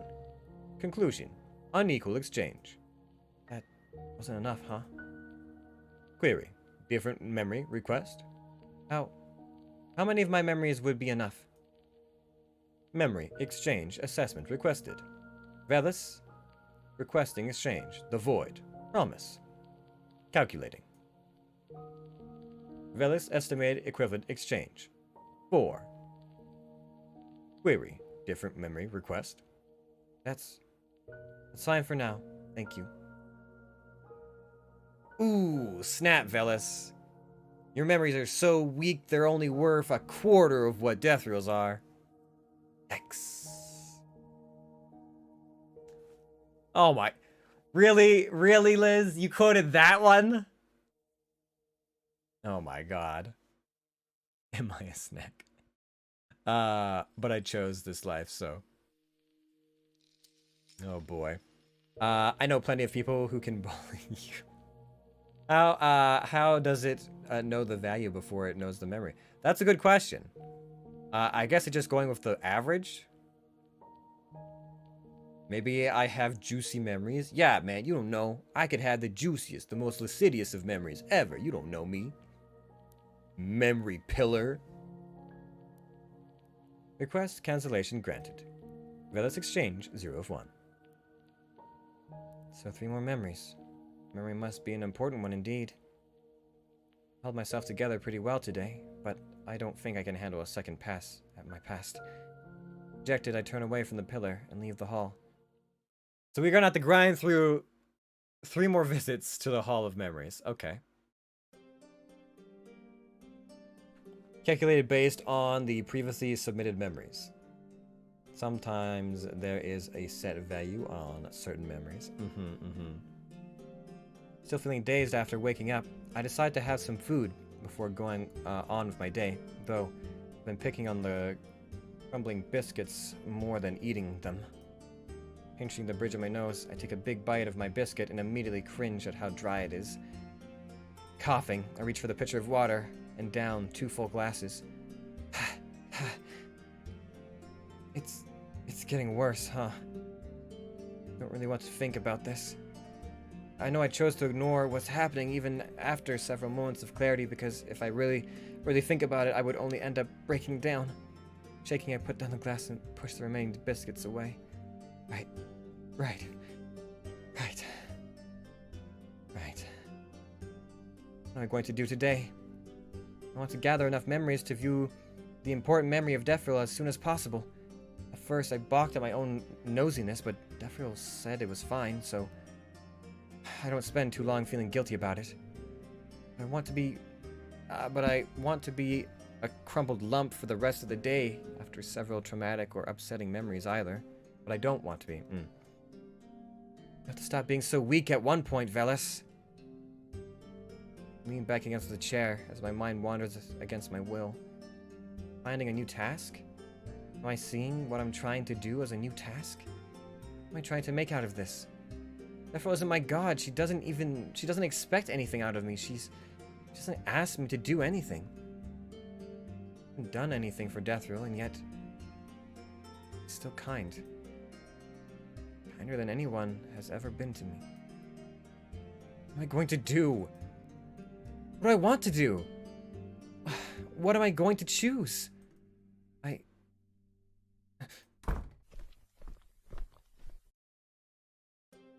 The door swings open, cutting me off of my monologue tangent.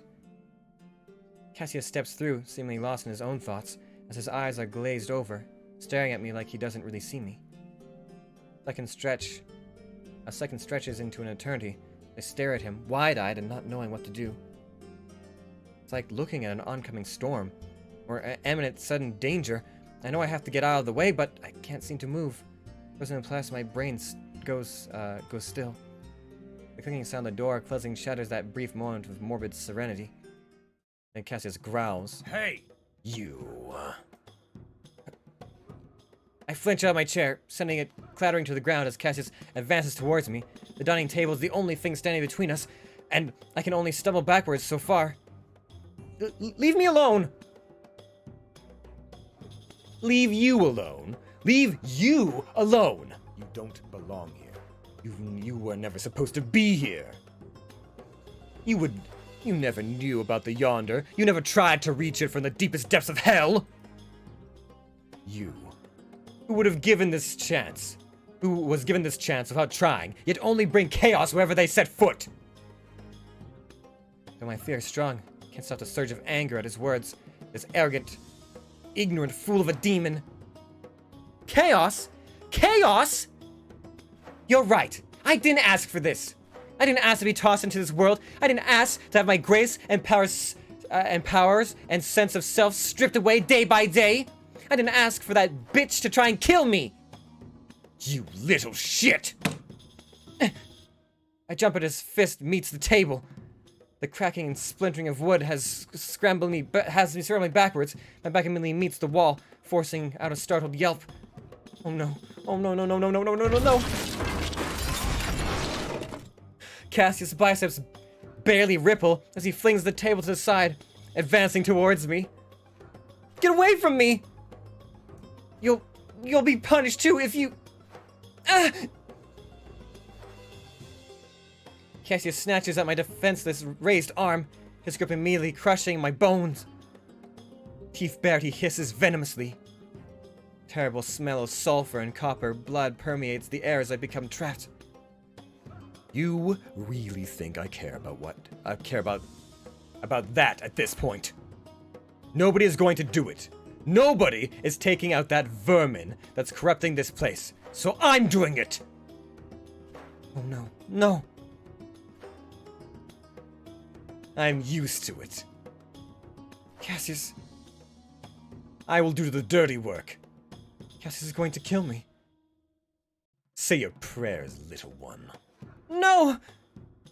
With a deafening roar, Cassius raises his hand viciously, claws darkening with a hellish power.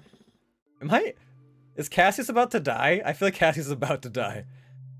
It is as if time slows down into a syrupy and sickening pace as tar. My heart stutters once, twice. Deathriel. Deathriel! Deathriel! Darkness floods into the room. Cassius' savage expression doesn't even have time to change before he is swept away. A gasp collapsing to the floor as the pressure against me suddenly disappears. Perhaps it's just my imagination, but my descent seems slowed by the shadows. And then cold and gentle washes over me. Fear disappears out from the briefest of seconds. I believe I see a twinkle of blue eyes, watching from the darkness. Deathriel. Did I just get myself killed? Man,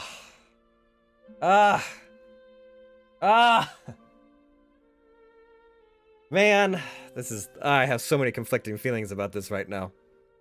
Is this why Key said that she got us killed earlier? That she killed us? We finally get to, like, show off a little bit. We get fucking murked. Disgusting. Oh, man. What did I miss? And I can't rock the algorithm drop amazing snack memories. What? Oh, boy. Also, hello, Seshi. Hi. Rippling biceps. Hi. So, that demon you just saw, I voiced that character in this game. When he has voice lines. We won't see him again, probably, because I'm pretty sure he just died in this playthrough, but, you know.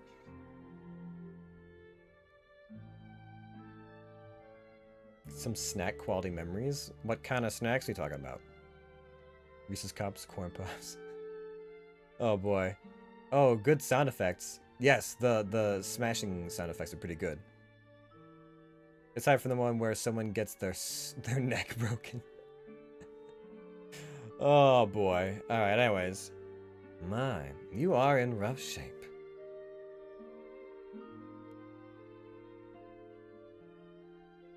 Rubbing where Cassius grabbed me, I staggered to my feet. Thank you for saving me. Head to a healing fountain? Oh boy. That's a Heroes of the Storm. reference, isn't it? Quote. No need. What kind of host would I be if I would not respond to such a sincere cry for help? Tilting her head up towards the moonlight, Deathrill hums. It was a shame he chose his own door. He closed his own door when he did it. He hated me because of what happened to Finnan. That perhaps, but neither Finnan nor his actions would be laid at your feet. It does feel like my arrival brought upon their demise. If I had never come here, if I wasn't so clumsy, then maybe they didn't have to die. And truly, do you care so much about that?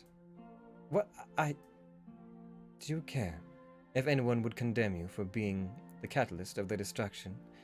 Do you care if they're reflective, if this reflects poorly upon you?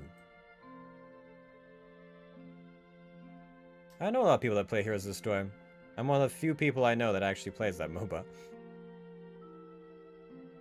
Stunned, I open my mouth to answer her, but not a sound comes out. The obvious answer would be yes, right? I never meant for anyone to die. I never meant for anyone to get hurt. But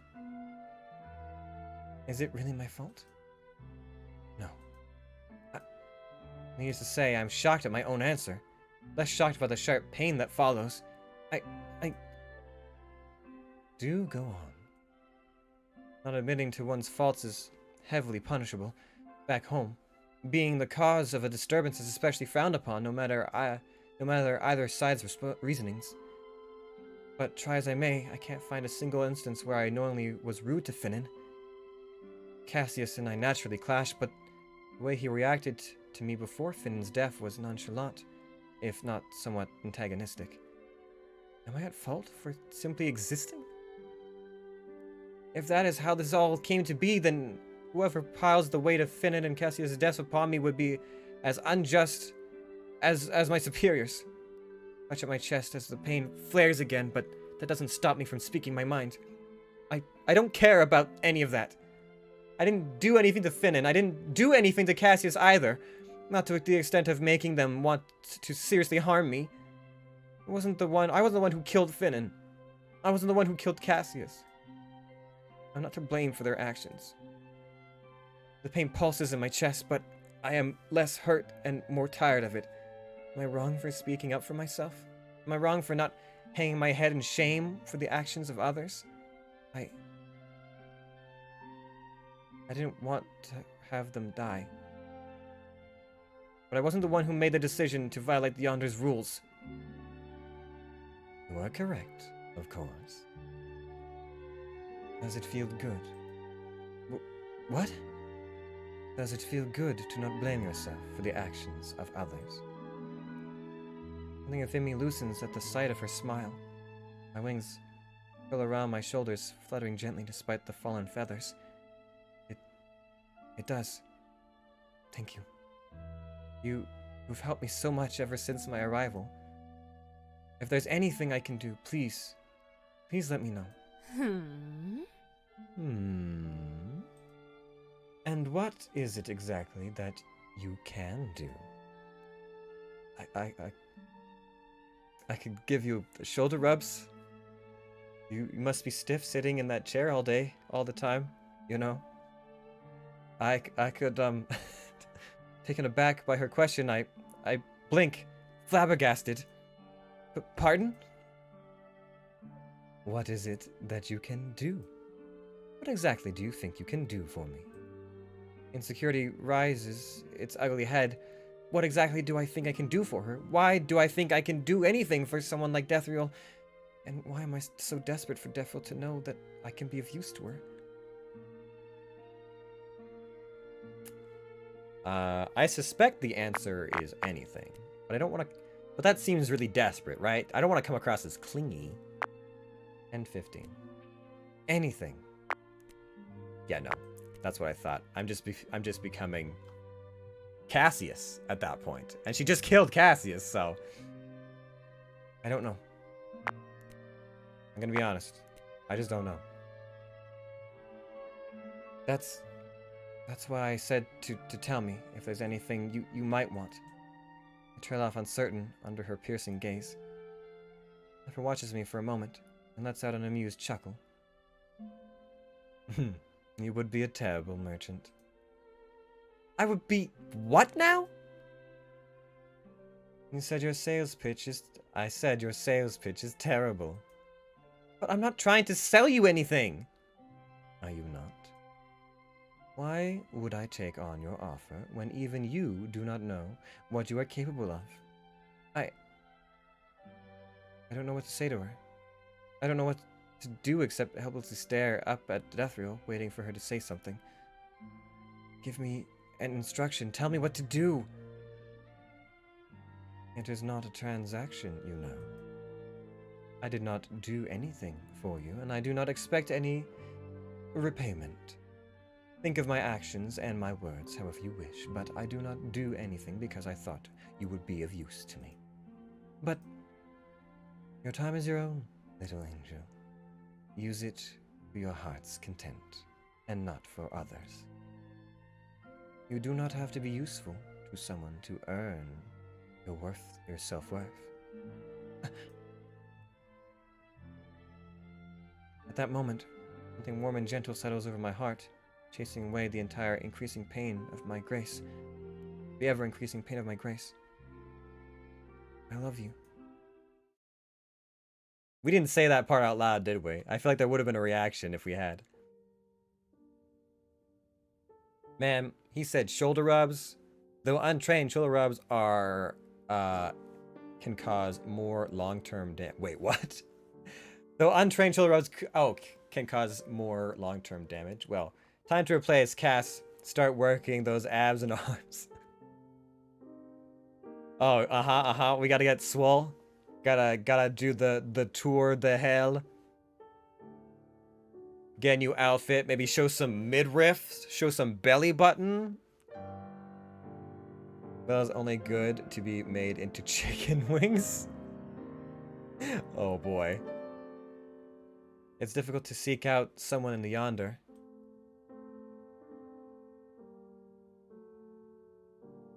You wave that knife around as if it's a threat. First off, how does one even do it? Should I stand here like an idiot in Deathriel's hall, opening and closing the doors while nosily peering inside each room? Wait, what was the... Seek out the Yonder. It's difficult to seek out someone in the Yonder. Who are we seeking out? I can't do that. I would certainly melt from the mortification. I don't want to make a fool of myself in front of her. The shock of yesterday sent me into an emotional overdrive, enough to keep me from getting much sleep. It's certainly concerning that that erratic pattern of my rest schedule, that is. I couldn't help it. Caught among the fear of being almost killed by Cassius and the relief of being saved and the budding realization of how I feel towards Deathriel, I didn't know if I should scream or cry or laugh hysterically. What even is my life? Before I was attacked by Cassius, I was thinking of helping Deathriel as a task. For speaking to Deathriel, that no longer feels right. With doubt, warring against my emotions, I decide enough is enough, and I need to help. Ito's my first choice. He has always been helpful, ever since we first met. He cares a great deal about Deathriel, and he's clearly loves his sister. Would definitely be able to offer great insight, of course only if I manage to get my thoughts in order and ask the proper question, that is. My default, Rubius, is my second choice. Regardless of what happened, Deathriel adored him. They clearly care about each other a great deal and probably still do, otherwise Rubius wouldn't be around so much. We've seen him once! How do you know he's around so much? They're the only logical options, though. I can't help but feel nervous.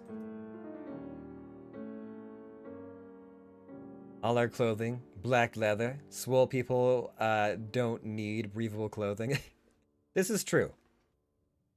Color is also an option when your body is a canvas. Or latex. Mm-hmm. Is this how mortals feel when they ask permission from someone's family to court them? Oh, yes. Edo, would you give me permission to ask for your sister's hand in marriage? Fellas, what are you thinking?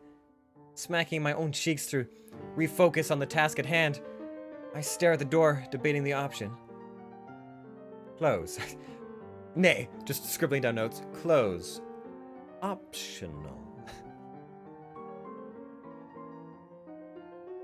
It would suck if one of them is with Defrio right now.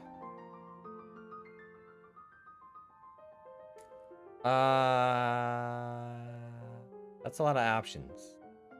Okay, so Rubius is probably in the research hall. Ito would probably be in the dining room or the Hall of Memories. And Udon would be in the lounge. And might also not be a terrible person to ask.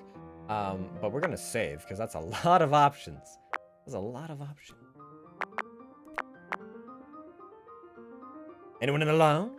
The lounge can be pretty neutral for people to lounge around, yes? Would have the best chance of running into someone there. I'm not sure those someones would be the ones I need to see, though.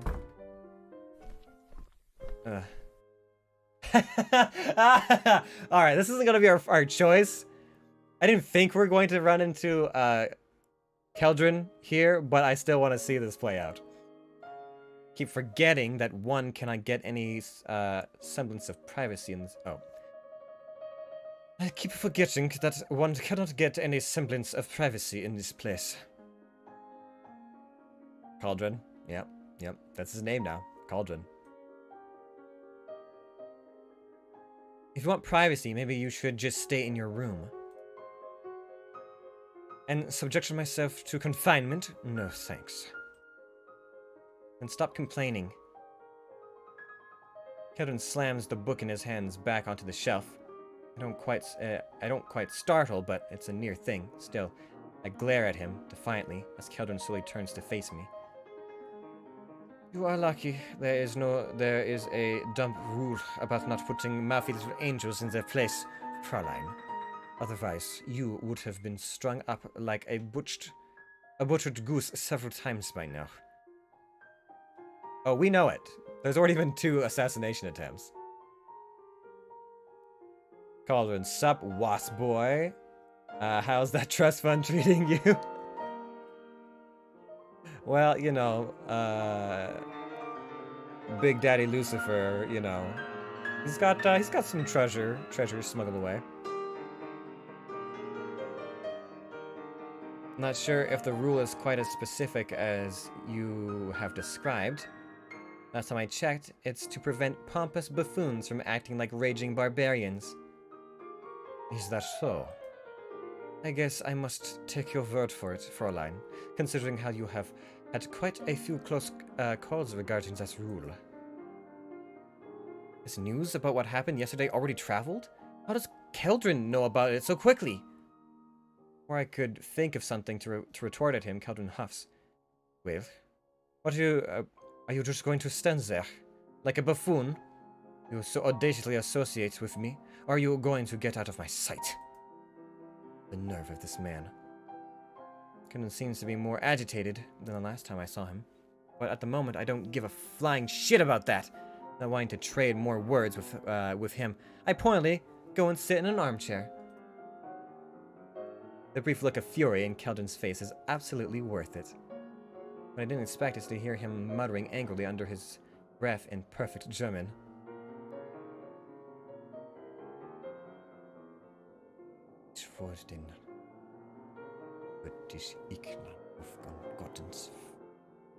Wait, you know German? Are you from my world? But if you are, then why haven't I heard of you before? Exasperated, he raises 3 fingers, curling one down for every answer he gives me. Of course I do. What do you think, Fräulein, and null mean? Obviously not. As godly as the angels of my word are, at least they have enough sense to not wear potato sacks out in public. Oh, snap! Roast chicken burn! Oh my god! Holy shit! Even if you were from my world, I doubt you would have enough clearance to have heard of me, Fräulein. What is that? Bohem? Well, sorry for asking. Then. You spoke German, so I thought... I'm absolutely not about to explain the different universes to you. Calvin looks like he is at an absolute end of his patience. Is this a game to you, Villis? Do you think nothing would come to you if you just remain ignorant forever? I don't. Being ignorant is how I got here. Got into this mess to begin with. That's why I'm asking. But if you are too much of a prick to answer anything, then just say so. Oh, you must be making a mistake. I did answer your questions, Fräulein.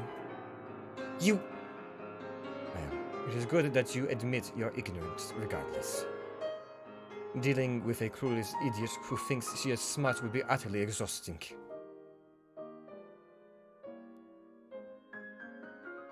I love writing that line. I mean, you know, she's not exactly styling, you know, some hefty threads there. Do you have nothing but insults to throw around? Keldrin opens his mouth, but I frantically wave my hand to stop him from twisting my words around. Yes, I know you already said more than just insults. Standing up, I make sure to glare at him extra hard before turning to leave. Keldrin looks like he's about to say something, but he pauses long enough for me to get out the door. Don't believe everything in front of you, Fräulein. Don't let the door hit you on the way out, either. Ugh.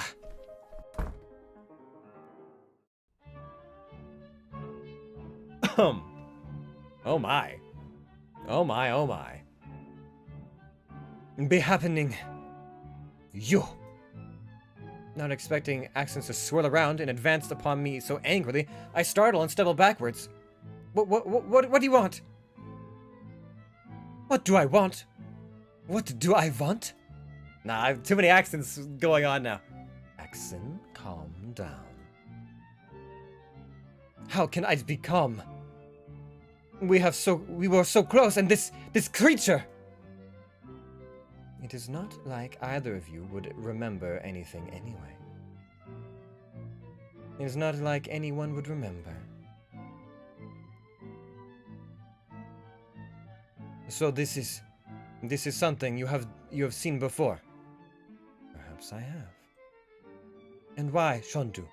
Why did you put a stop to this before it came to pass?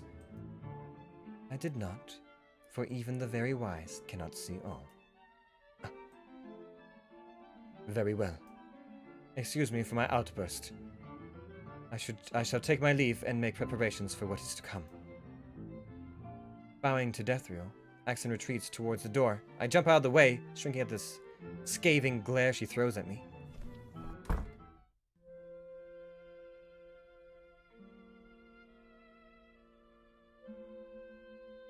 Yeah, they're pretty quick for someone who doesn't care.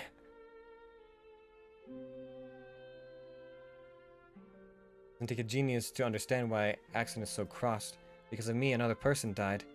Rules are rules, yes, but on a power and efficiency standpoint, Dethriel should have let Finnan and Cassius do whatever they wanted. Especially when Cassius was helping Dethriel herself with research. The general public is so difficult to please. Dethriel hums. Me more amused than anything. But then again, I always seem amused about everything. I don't think I have ever been able to correctly gauge her reaction or attitude towards anything. How could I claim to love her when I don't even understand anything about her? What is with the long face, little angel? Did Axon rattle you that much? You should have... What? Let you die? Never raises a hand. I clamp my mouth shut. You are an angel. Rules are rules, are they not? That is, but... You have grown. I have? I have. That is true. Rules are rules. One overlooks rules for certain pros and cons, then we would just be like the mortals bending them for our own benefits. But you disagree. I'm conflicted about this whole ordeal. Naturally. This is not something you can come to terms with. It's just in just a few meager days. You are an angel, after all. Still, to think that you have managed to change this far, I thought it would take a lot more. Never mind that. Okay, we gotta go back. I gotta go back. I'm going back. As much as that was fun, I do actually have to have a conversation that is worthwhile. Hall of Memories? We've run into a lot, the Hall of Memories. The Hall of Memories is an obvious choice, but I'm not very confident about running into anyone without me already being there. Making a fool of myself. So take a deep breath and open the door. Moving through the door as quickly and casually as possible. Though I'm not exactly sure how I've managed it. Well, as long as Defo doesn't ask anything. No disappointed the hall is empty, but this isn't entirely unexpected. Well, I'm here anyway, right? In case I still want to go ahead and capture the memory of Defril, well, I think I still want to see more of her memories, regardless of putting one more of the mine in wouldn't hurt. Wouldn't hurt, huh? Everything I can think of brings pain to my chest, and it isn't my grace either. There's just not many happy thoughts I can draw upon about the heavens. Well, there is that one. Heaving out a sigh, I insert my key. Whoa! This place, the floor is amazing. Thank you for taking me. My caretaker chuckles, patting my hand in hers. No need to thank me. This is a duty, after all. Have a look around, as much as you would like. You are going to be transferred to this layer of heaven soon after all. All right. It's my first time away from the nursery. I'll be starting my time at the secondary academy and my apprenticeship soon. I'm graduating at the top of my class in the nursery. Being top of the scholar rank is no small feat, as there are a lot more of us in this generation, or so I've heard. Therefore, I've earned myself a one-on-one trip here with the supervisor instead of a group visit with the rest of my classes. It's definitely an exciting opportunity to learn. The caretaker I'm assigned to today is one of my favorite from the nursery, too. He's always patient and always quick to explain anything I ask or don't understand. Nerd. And so there are a lot more floors to this lair than the nursery, right? That is correct. Do you remember what comes after an apprenticeship? Of course. We get to apply for junior positions. That is correct. There are several facilities headed by higher authorities here, one of which is the Heavenly Archives under the authority of the Archangel Raziel, Keeper of Mysteries. Oh, never mind. Correct again. My, you are a very studious one, aren't you, Velis? I do my best not to disappoint. That you should. For being such a good, studious little one, I shall reward you with something. Well, Velis. Eagerly taking her offered hand, I follow my caretaker to a different section of the lair, happily taking in all the sights I have never seen before. This is... Oh, goodness and grace!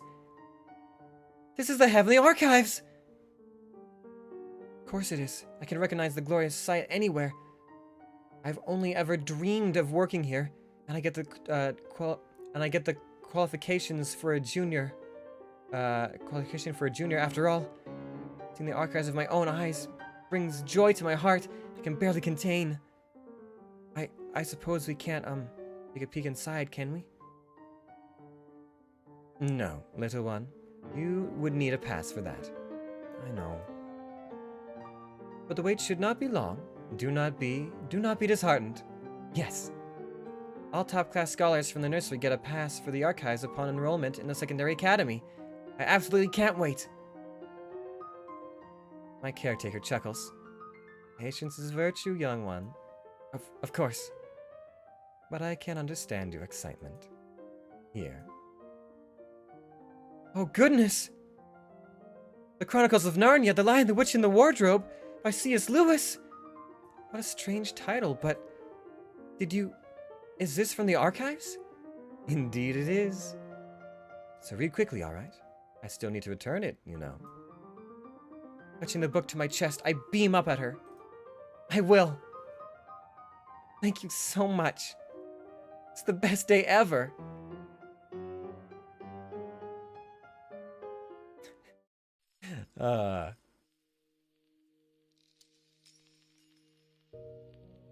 You know, Nay, you're yelling nerd awfully loudly for the person who wrote this game.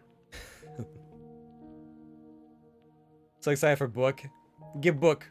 Book.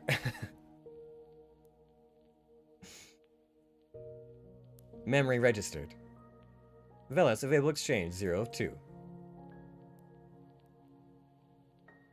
Placing a hand over my chest, I hold on to the lingering happiness of my younger self's heart, the innocent joy, the simple memory over the smallest kind gesture and attention. Only they could have lasted. In my head to get rid of the onslaught of melancholy, I think towards the door. There's no one here, so that means people I'm looking for are somewhere else. And we're back. And we're back. It is my first choice, so I guess we're gonna go to the research hall because I want to see Rubius. I read a lot of books, wrote 3 games and a book. Oh.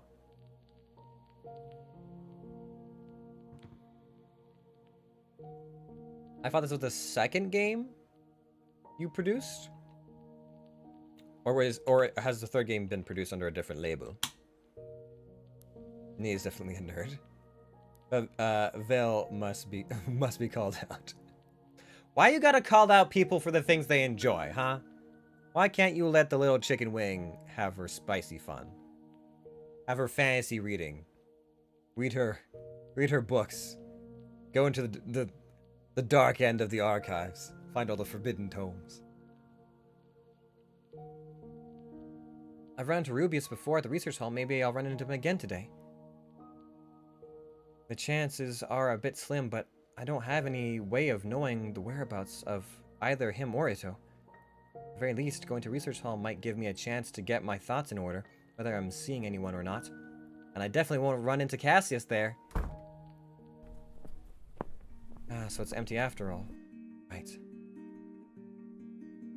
Would immediately leaving seem weird? If I didn't really say anything when I entered her room, so it took a lot out of me to not flush furiously in front of her. I don't think I can keep a level head around her right now, so I ought to do as I ought to do, rather I would just burst out saying something stupid. Sigh, sit down on the desk and pick up a book. Time ticks slowly, quietly, despite being something that I have not read yet. I can't seem to get past the first page. I've never been like this before. Distracted by my own thoughts, and I can't even read. That's love, Ellis. That's love.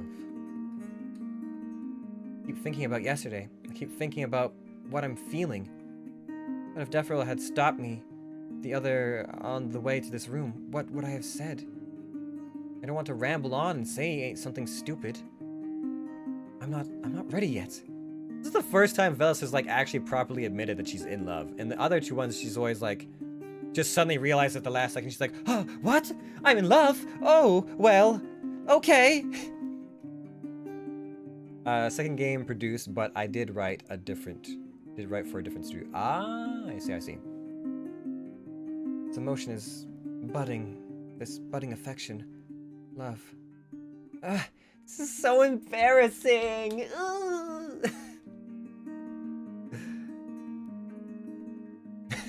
What is? Why does he have to go? Why does he have to be so quiet? Suddenly, I rub at the bruises on my hip, while Rubius only stands there, watching, judging me with a silent scowl. Ah, crap, I'm supposed to ask him some things. You scared me a little there. You are so unawares. What? It's only because you're so quiet. Quiet? Anyone else would say that my presence is among the loudest. If you are ignorant enough to not notice, then... He trails off, seeming to be lost in his thoughts, much to my bafflement and the amount of humiliation. Rubius walks towards a desk, looking like he has completely forgotten about my presence. Hey, at least finish your thought. Rubius doesn't say anything. He is both infuriating and unnerving, but I don't dare to push him either. There's something about Rubius that is just deeply unsettling. Now that I'm actually around him in a somewhat tense situation, I raised my voice earlier because I didn't think. That's right. I don't know much about Rubius either, other than Deathriel stored memories. Of course, the way he treats me would be completely different from the way he is around her. Very slowly, Rubius looks at me. His blood-red eyes seething with rage. Speak to me in that tone again, and you shall be eviscerated.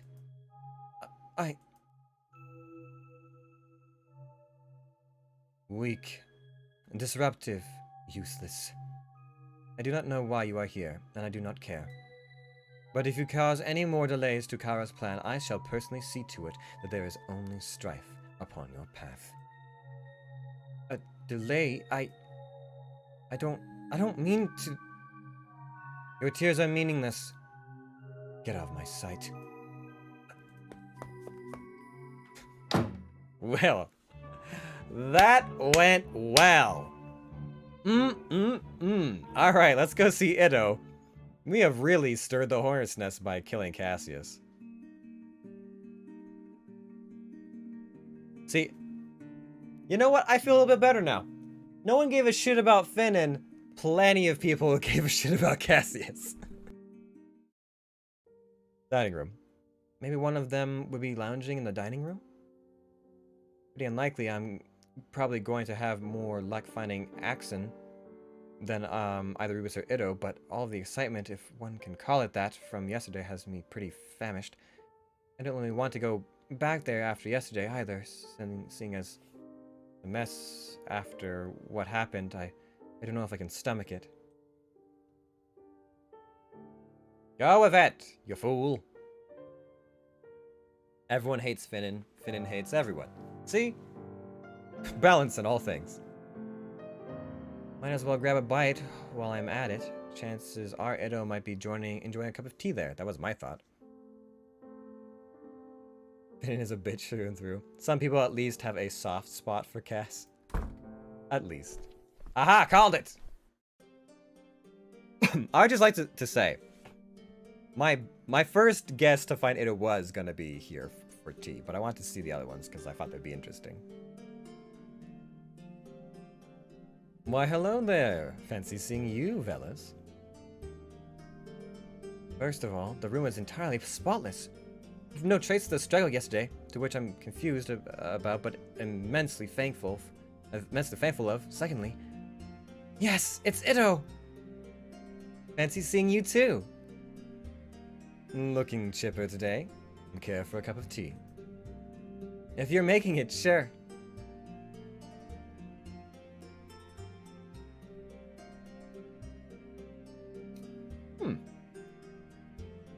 Ido pours me a cup and pushes forward a dish full of colorful little cubes. A sweet treat for a sweet little angel. Thank you. Oh, ooh. Wow, these are so nice. Sweet, melt in my mouth with some fruity, chewy bits. Perfect to go with a fragrant tea Ido brewed. Right? Did you make these? Of course not. I was told that they are nougats. Mm-hmm. Nougats. The colorful parts are gumdrops. Delicious, aren't they? They are. Have as many as you want. I have quite a lot of them. Oh, you have a stash? You can say that. Let's just say the person who made them mass produces these cute little cubes out of stress. Oh, they're a stress baker? Oh, I see. Honestly though, everyone seems to be crushing on Ido. Listen. There's a universe where I crush on pretty much every single character in this game. You can elevate some of them higher than the rest, but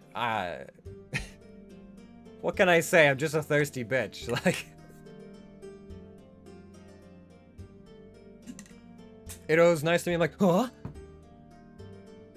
Udon gets flustered. I'm like, huh? Finn takes out some ice whips and ties me up to a chair. I'm like, what? Whatever it is. Everyone wants Edo and everyone wants Deathreal. Oh yes, Udon too.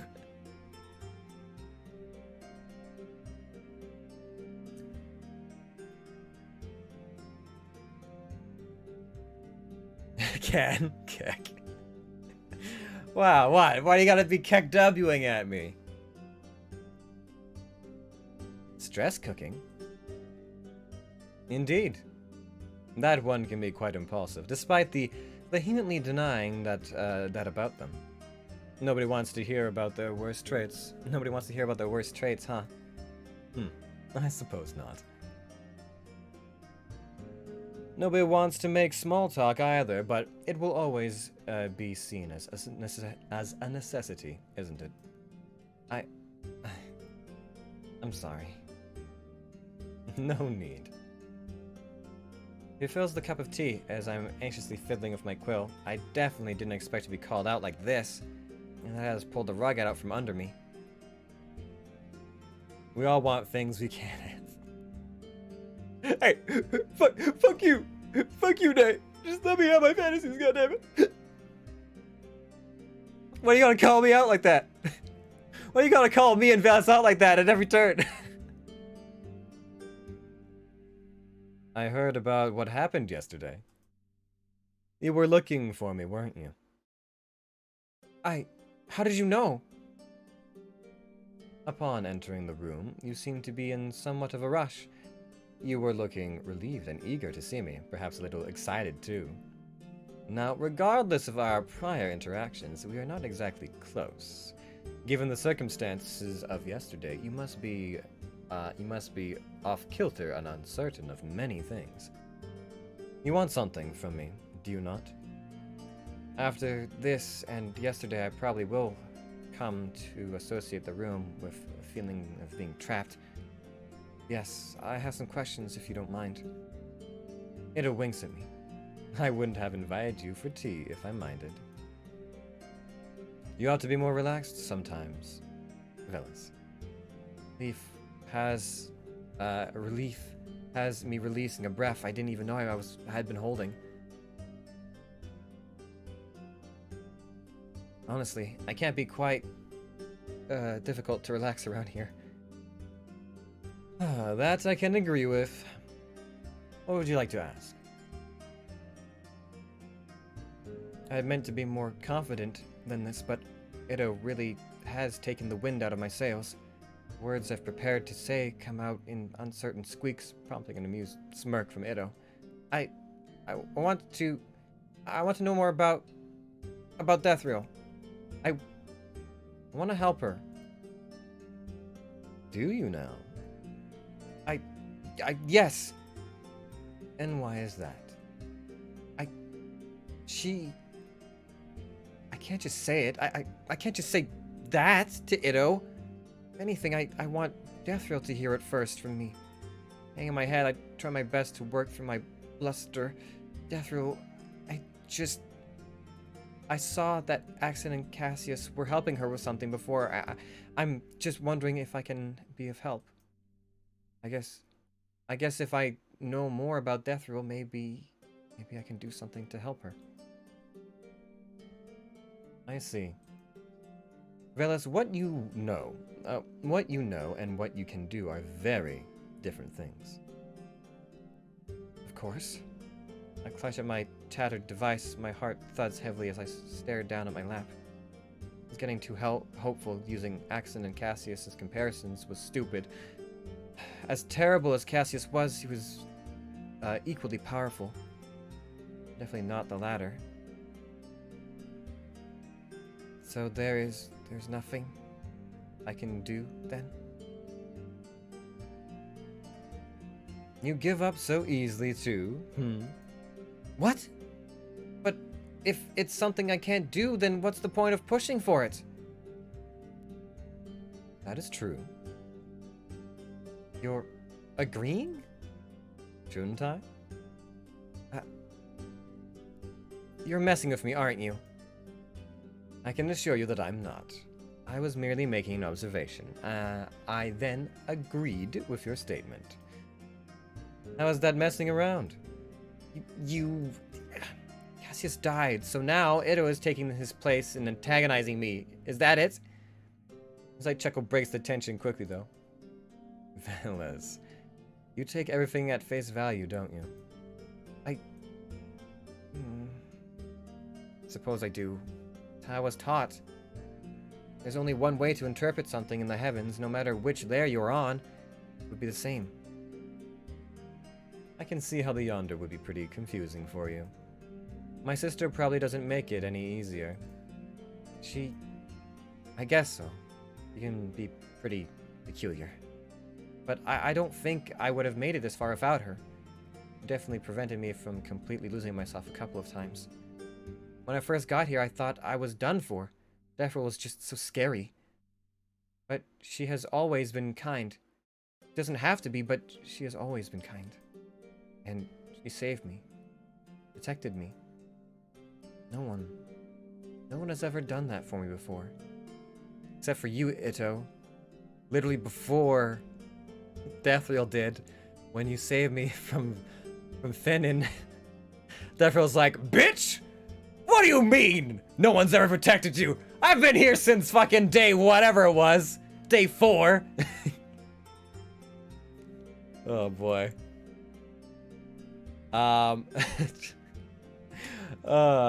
It was MVP.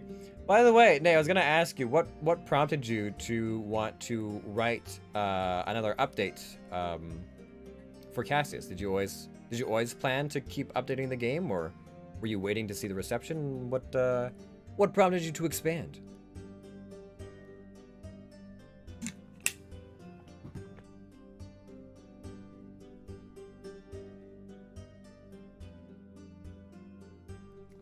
So that's why I want to see if I can help her in any way. I want to do something for her. If there's something within my capability, I will do it.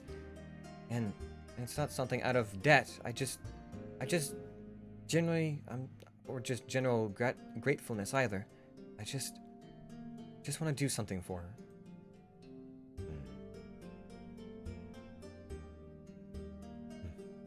Velas, you fancy my sister.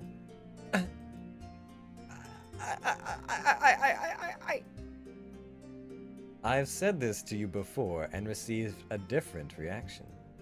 Acting the way you are now, you have fully accepted it.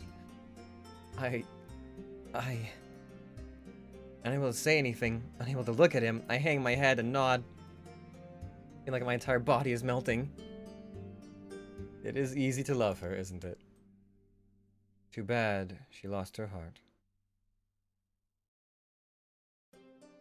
I think she still had it. I think if she still had it, then she could love you too. Really? Sorry, How did she lose her heart? And is there a way to help her retrieve it? It watches me for a long moment.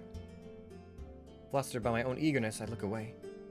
I quickly become uncomfortable. His gaze holds almost the same intensity as Deathril's gaze, gazing deep into my soul. I am honor-bound to not share that explicit detail.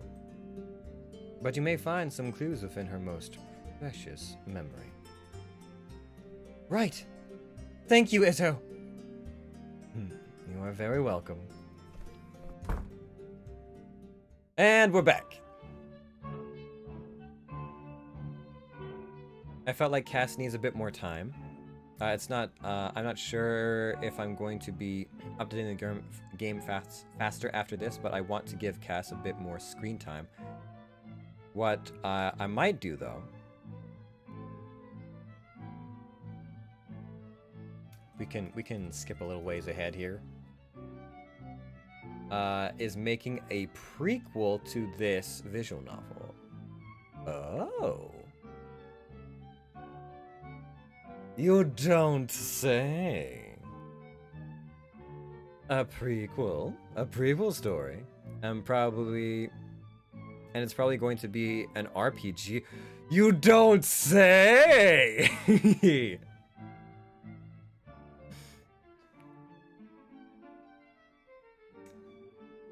Probably.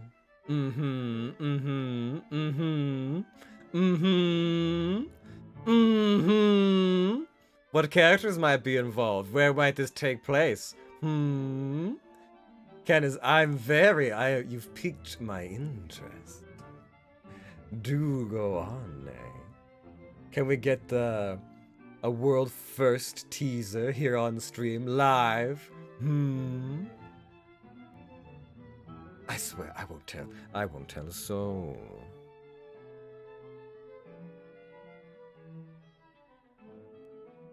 Oh boy, that is very interesting. Though, I will say, and this might be my bias, as Cassius, this might be my bias, but I would also agree that I felt, compared to the Axon story and the Deathril story, it did feel like Cass's story was on the shorter end of the three. One of the main characters is Ito. Oh. So this would be pre-Velis, but would it be pre-Axen and Cassius?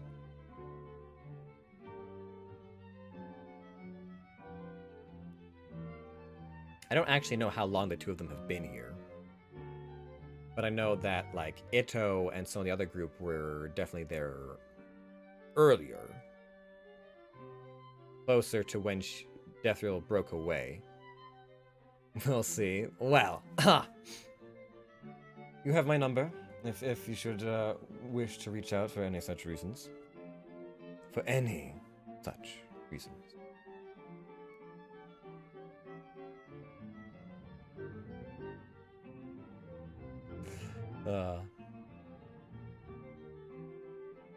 Right, we're past this point. Anyway, sorry, I got distracted.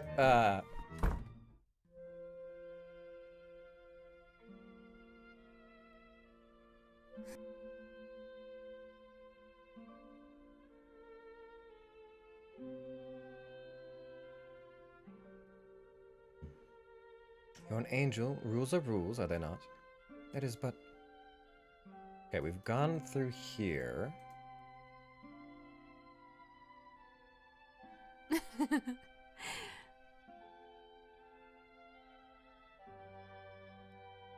we're about here. Never mind that. What is the state of your grace? My grace? With everything that's just happened, then she cares enough to ask about my grace? Well... Regardless of how touched I am by her question, the topic itself is not something I'm too enthusiastic about. My hand goes over my chest, automatically clutching at the first number, at the flesh under the fabric. I feel like talking to Itu was the right choice, but now we're also one memory further away from getting her best memory. So I'm not sure if going to the Hall of Memories may have been the better way to go about it, but we'll see. The pain is a constant. I've gotten used to it now, so I guess it doesn't bother me as much anymore. Have you made peace with the fact that you will eventually turn mortal here and yonder then? I've been avoiding thinking about it. I guess if it's going to happen, then I'll just accept it. Right now, I have almost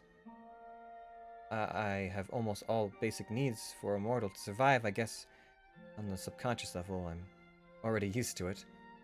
I think the thing that bothers me the most is how my grace has been draining away. Like I'm going to fall, but not quite. Do you regret the choices you have made, the thoughts you have had? I don't. The truth is not always beautiful, and the truth is, I was treated horribly. No amount of repressed emotions or glossing over is going to change that. The pain spikes, but I don't even flinch. It is what it is. I realize that even if I hadn't had those thoughts, even if I didn't make the choices I made, eventually my abilities would have been drained away anyway. I would just end up a human with wings either way. But you do not wish to return to your heavens. Not anymore. Not anymore. I decide on my own. I have to decide my own path, right? I know we've spoken about this, but I've decided to make myself of use to you. It does sound like I'm just relapsing into what I know all my existence, my life. And maybe it is. I'm not going to ask for what you want anymore. I'm going to find out how I can be of help, and I will do my best. Because that is my own selfish choice. Please. Please wait for me.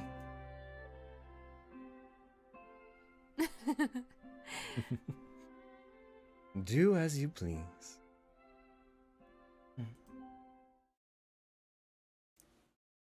Alright, we have to do a lot of memories.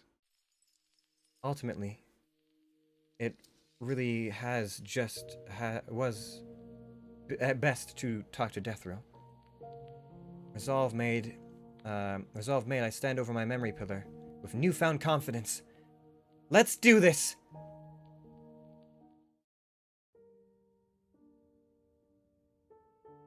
Ah yes, we've been through this memory! This is actually worth our time.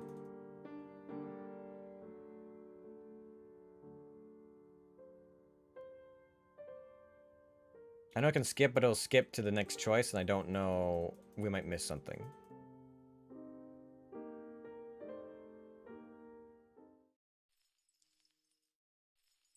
Memory registered. Velis available exchange 02.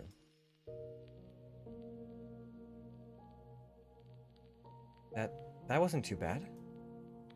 I have 2 memories ready to be exchanged now, and since I started out with something not so extreme, I think I can keep going. By my bravado, I know this memory is not going to leave me in a good state after. It is, after all, probably the most upsetting memory. Closing my eyes, I twist the key, bracing myself for the pain to come. Lily! Lily! Velis, over here! I skid to a stop before my friend, beaming up at her. You got here first again. I did, yes. How was your duty today? It was so-so. I didn't get into any trouble, if that's what you're asking. You really should cut you some slack. You've been working so hard. Yeah, but I'm not doing things perfectly as expected. But that's very unfair. You're still just a novice. They can't expect you to get everything right from the get-go. Smile at her. It's all right, Lily. I know there's a lot I still need to learn. But Lily has always been so kind and caring. She's always been frustrated on my behalf whenever I'm assigned punishments. She always lends an ear to my sniffling rants, always gives such good advice and so many amazing stories about the world. I smile again and pat her hand. It's alright, Lily. I just need more time to practice, that's it. I'm going to need that when I get to the archives after all. You'll make a wonderful scribe, I'm sure. Thank you. But we're getting off track. Tell me about your latest tasks. Lily works at the music history part of the archives. My specialty has not much to do with it. It's always exciting to hear about the newest pieces of her department has curated on, or the meaning behind the certain songs. If I'm lucky, Lily would sing for me too. She has a wonderful voice. There's nothing interesting today, sorry. Someone missed a delivery, so we have to reschedule a project to later.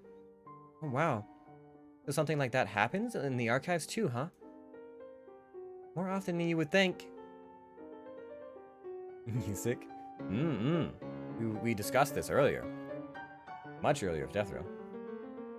The problem is how vast and sprawling the archives departments are. Deliveries often get lost among the complexes. It doesn't help when they always add more to their faculties or facilities. I'm sorry you've had such a bad day. It's alright. I mean, it won't slow down our progress by much. There's still some reconstruction and restoration work to be done. There's some translation work as well. I wish I could help you. I know. Your talent would be super helpful right now. But I'm sure after your training, you'll be of use. You'll be with us in no time. I'll endeavor to meet your expectations. It looks like she's about to say something, but stops herself. She's sometimes like that. Despite her confidence, Lily seems to doubt her words often. But that's another quality I like about her. How careful she is about her words. Lily would never say or do something to hurt me, and that's something I'll always be grateful for. Oh! She suddenly exclaims, looking down at her device. I'm sorry. I'm so sorry, Velis. I have something that I'll have to take care of right now. Another emergency? You can say that. I'll see you in the afternoon, yeah? You said you have a book you want to show me. Of course. See you.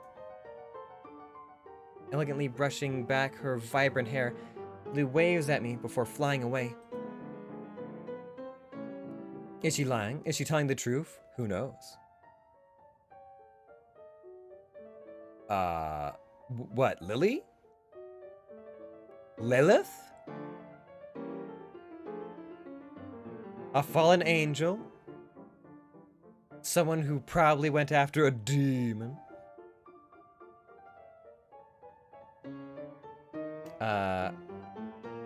Alright, let's get back to the task then. If I can finish them early enough, then I can go see Lily. No. No. No. I run as fast as my legs can carry me, hating how small and weak my wings are more and more. It's not true, it's not true, it's not true! The terrace is empty. Oh.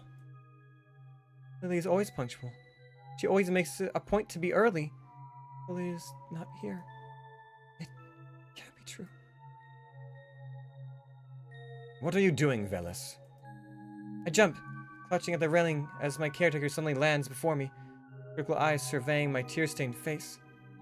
I'm waiting for her, waiting for Do not mention that name! She is not coming for you. She deceived you, child.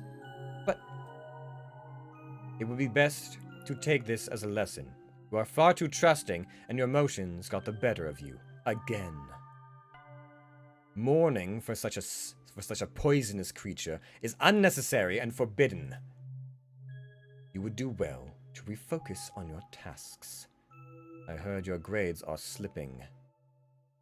Thank the Lord we chased that wretched woman out of here. She could have corrupted you before she could have corrupted you any further. It's true then. Lily really is Lilith. What's going to happen to her? That poisonous snake has always been and will always be a thorn in our side. She will certainly be hunted down. The light of God shall make her answer for her crimes. Now come. The Protection and Justice Department have some questions for you. You will do well to answer them truthfully. But I know nothing about her activities. They make it sound like she's been in heaven before. Like, always been a thorn? Like, so has she, like, did she, like, get banished or whatever and then sneak back in somehow? Like, what's going on here? That is something for the authorities to hear. Whatever protest I might have died in my throat as the caretaker grabs my arm and marches me away. A sob cracks out of my mouth, to which I'm immediately shushed for. So, this is how it feels to be abandoned, betrayed, used. And yet, in some corner of my traitorous heart, I still wish to see the telltale glimmer of golden wings, sun-kissed hair, and that unwavering, kind smile. Take me back to the Yonder. Memory registered. Velis available exchange 03.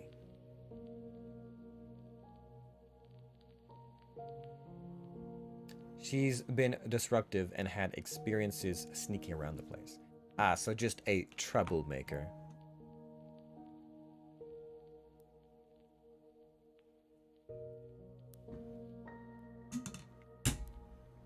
Can't wait to fight her in Diablo 4. Should be a good time. I slumped to the ground, dejected. I do want to cry, but can't find the strength to. Moreover, for the first time in a very long time, I wonder what really happened to Lilith. They never told me what she really did, other than managing to slip past Heaven's guard and fool everyone. She even managed to escape. What a mess. I curl up on my knees and tuck them under my chin. Surprisingly, I'm not reacting so badly to reliving that memory. Lilith was the first one to ever get so close to me, personally. I've had my fair share of caretakers and superiors, nursery and academy fellow students, but never a friend like her before. Wasn't a particularly bad spot when I first met Lilith too. I almost flunked most of my classes at the secondary academy and barely got accepted as a novice after failing the entrance test several times. I didn't know what to do about my failures. The hardest I tried to study to be more diligent, the worse I failed. If she hadn't been by my side, I don't know how my mental state would have turned out. Even if it was all a lie, I can't deny that she was the nicest to me when everyone was ready to drop me to a lower layer. Yes, those who fail so spectacularly like I did would have been delegated to oversee mortal souls. A troublesome job for troublesome angels, or so I was told. The way I was raised is pretty screwed up, huh? Wish I knew what happened to Lilith. Guess I'll never find out. Right. Quickly I stand up and look down the memory pillars. They didn't react too strongly to seeing this memory. Maybe I should go for one more. It'll be the last one I need to get to see that memory from Deathreal. Should I submit a happy memory this time? Though I don't think I can feel anything better than forlorn even after a happy memory. My mind wanders. I find myself theorizing, which probably isn't a very good thing. Place just needs a memory, doesn't it? A memory that elicits strong emotions or is important in some way. By that logic, wouldn't it accept memories that happen in Yonder too? Would it accept memories of me watching another memory?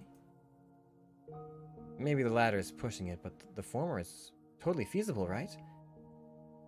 If that's the case, then the memory of the 28th day here would count, right?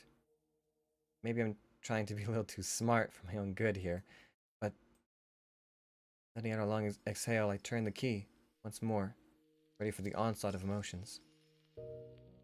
I gotta pop off, have fun, try not to die. I mean, I've killed myself, but I haven't died, so call it a draw? Anyways, have a good one, Angie. Thank you very much for coming by and hanging out. I always appreciate it. Much love. Have fun with whatever you're doing. Bullying Aussies, no doubt.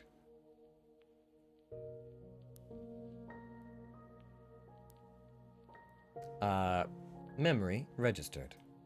Velis available exchange 04. I collapse to the floor, gasping and heaving. A headache presses tightly behind my eyes, and my entire body is racked with uncontrollable shivers. A gentle conversation with Defril after that incident with Cassius didn't soothe the raging terror within me. Can't even cry. How in all seven heavens did I go about the last few days like that? It didn't happen, like someone didn't just try to kill me, like I wasn't this close to death. I thought I had changed for the better, I really thought I did. But I am really just that good at glossing over traumas, huh? At the feathers scattering all around me right now. The sputtering light of my halo, I really have just been glossing over everything until it comes crashing down. Oh Lord. How did I manage to not think about the fact that Cassius was really going to kill me and focus on every other thing? Then it clicks. Here's how I was taught. I was taught to suppress all emotions in favor of the task and duties at hand. I was taught to overlook my own feelings to serve better. I express myself more freely now. I might be making my own little choices. I might be conducting myself unorthodoxly and thinking somewhat different forms, different from what I was. But at the very core of it, still the same. Makes me think about what I said to Defril yesterday. Because this is my own selfish choice. Is this the way I'm supposed to cope now? Am I really changing for the better? Or am I just taking bits and pieces of what I think is progress as a win, while ignoring the very core of my problems? I walk towards Defril's memory pillar, heart thudding heavily in my chest, my hands feel clammy around the key. Something hot blooms in my chest and I stand before the pillar. The life of me, can't tell if it's excitement or anxiety. What am I going to find? Before turning the key, I hesitate. Do I really deserve this? After blindly charging forward and making such a foolish declaration, I look over my pillar and feel a sharp twinge of pain in my chest. But I have come this far. I don't want to just give up. Maybe that's me being selfish again. Recognize. Velis. Angel. Requesting access. The Void. Access granted. Query. Memory request. Despite the whirlwind of emotions within me, my request comes out barely above a whisper. Oh me. Promise. Requesting promise. Query. This request will empty all available exchanges. Proceed. Yes. Request granted. I close my eyes, fall into the darkness. This fall to Defril's memory feels somewhat different. The fall is longer. The darkness seems colder. The emptiness is there, a staple aside from the one memory where Defril still had her emotions intact. But it's strange somehow. I can put my finger on why it feels strange, but it is there, and it frustrates me. That too melts away, as with all emotions in Defril's memories. Melts away with the red sunset. Red. He knew the color red so early in life.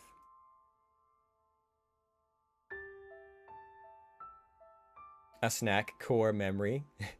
Extra juice.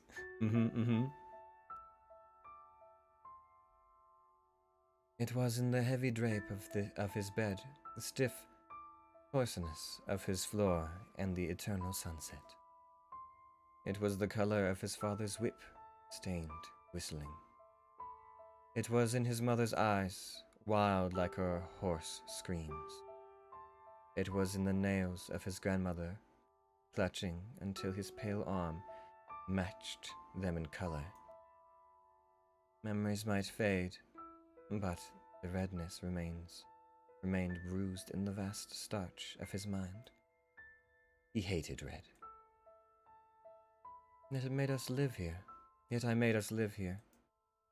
He hated it, and fell in love with it all the same. Was I cruel to do so? Was I trying to force him to heal, to disassociate? If so, I never said a word, never complained. He never said a word, never complained, never was sullen, as long as we all stayed together, even though it was me who took him around, who took him apart and reformed him to what he is now. And yet, it was me who ruined it. What a terrible sister I am. There's no remorse within me, so I pushed the gate open. They made their choices. I made mine. Perhaps they have foreseen the consequences that followed. Perhaps they did not. Either way, none can escape me now. Everything is immaculate, and empty, mostly empty. The structure has never made any sense.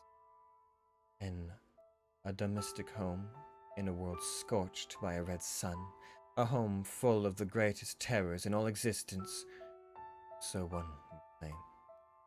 Ito has always been amused by this. Chaos amuses him. I never understood him, for I was a being of order. I never understood him until chaos became me. But then I can never become amused again. I really have put the child through so much hardship, But I can no longer say sorry to him, not with the sincerity that he deserves. The variables are slim, but maybe, just maybe, I can apologize to him when the loop finally ends. Ruby adores this room. Perhaps I should keep it. He is bound to visit after all, though I doubt he would even set foot into it. The lounge. The child never dealt with hurt well.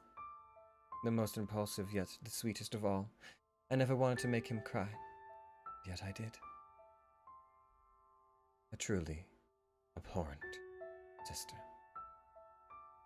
For selfish reasons, I made my choices. I willingly destroyed everything we had. I erased what could have been our future together. I ate my heart just so my love could survive. Just so my love may return one day. I do not feel any regret, even after breaking his heart, even after breaking all of their hearts. I cannot feel any regret. I remember the last words I spoke to them before it all happened. I ate my heart, but I never wish to break yours. How poetic. It did not even say sorry. My love. The sky has fallen down today. I will bring down the sun today. Everything will cease. Everything will fall into motion as I will it. Everything will wait as I do. We danced here once. It is here that we have shared so many laughs, where we existed without worry. Here is also where he waited, where he spiraled when I was gone. When I was scattered with almost no hope of returning, where he began meticulously gathering every piece of me and brought me back to his side. And here I shall begin my weaving. This is where I stop. If I could still feel dread, I would have. But I turned to look away. I love you. I love You. I love you. I love you. Damn, Key. Nice. Why must they take you away? Why must we be constantly separated? Why? Why? Why? I love you. I love you. Why could they not just leave us alone? Everything with these hands. I have destroyed everything with my power. I have eviscerated all who opposed every step of the way until there is not even a fraction of them left to deny us in the future. Still,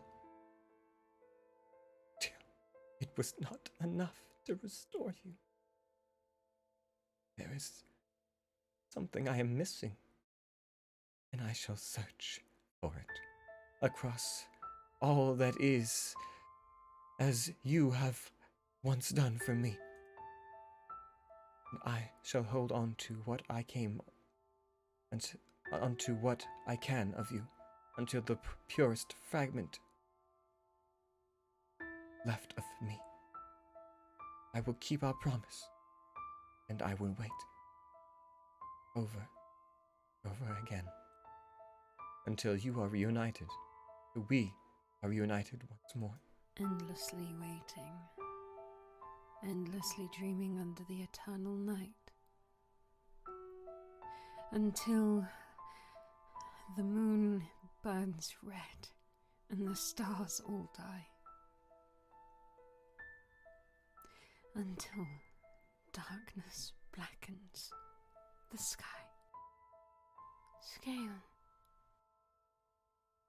Love you, Scale. Light is retreating. Shroud is pulled over the sky. This is it. This is where I shall wait. This is where we will meet again. I will see you in the yonder heart of my heart. I cry as I fall. Fall and fall and fall, as death-roll declaration of love echoes in my head. But the love is not for me. Memory exchanged. Velis available exchange 0. The ground is cold when I fall. No one catches me. No one will. How does it feel to love someone who does not love you back? I love her. I love her. I love her. But she doesn't love me. Not in the way that I love her. Not in any way. How can she love me when she can't even feel? How can she love me when she has loved him so much that she has sacrificed everything for him? How can she love me when I am me? My anguished cries echoes against the sullen walls as the pillars seem to bear down upon me with the weight of the truth. How can I ask her to wait for me? And she only ever waits for him. What is my love so impressionable and naive compared to the love that has lasted through so much grief and strife? The love that ancient. How can I compete with it? Even if she ever comes to love me, in the impossible scenario that she ever comes to love me like she loves Scale, how would I never be capable? How would I ever be capable of bearing her love? I'm falling. And even if I wasn't, I would become immortal soon enough anyway. I slam my fist on the floor, unable to continue to contain the despair within me. Stupid! Stupid! Stupid! All around my feathers are falling like snow. I scream, hitting the floor harder and harder, ignoring the fact that my bruised skin is beginning to break. What is going on? A sudden thunderous sound startles me, and the trembling ground beneath me sends me sprawling. What's happening? Another thunderous boom. The ground is shaking so viciously. I fear it's going to crack right beneath my feet. Oh no. Everything is falling apart. Chunks of marble floor begin splintering, sending a web of cracks towards me. Screaming, I bolt to my feet, scrambling towards the door. Deathriel! Deathriel! The Hall of Memories is...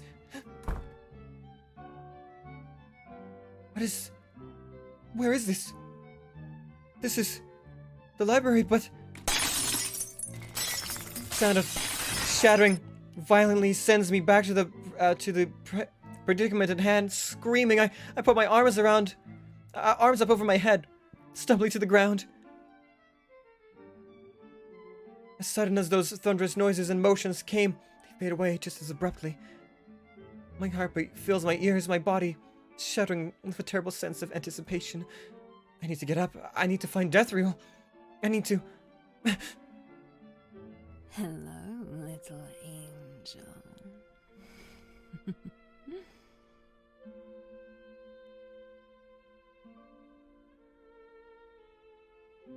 What's happening? She greets me, but there's no longer a smile upon her lips. There's no inquisitive chime in her voice, no knowing yet kind look to make me flustered. Her eyes, are they so far away? Why are they so sad? Deathriel. The glass ceiling of the library has completely collapsed. Distantly, I'm aware that the shelves and walls are falling too, sending books upon books stumbling to the ground. I cannot take my eyes off her. It seems this is goodbye. Deathriel, I'm sorry. Is this because of me? It is, I wonder. Tell me, little angel, do you know what is happening? I don't, but I know this was something to do with me, doesn't it? It's because of the choices I've made, because I'm so ignorant. It's my fault, it's always my fault. She hums, but the sound is almost lifeless, without the musical cadence she possesses so naturally. Perhaps it is so, but this is not just another outcome of another path.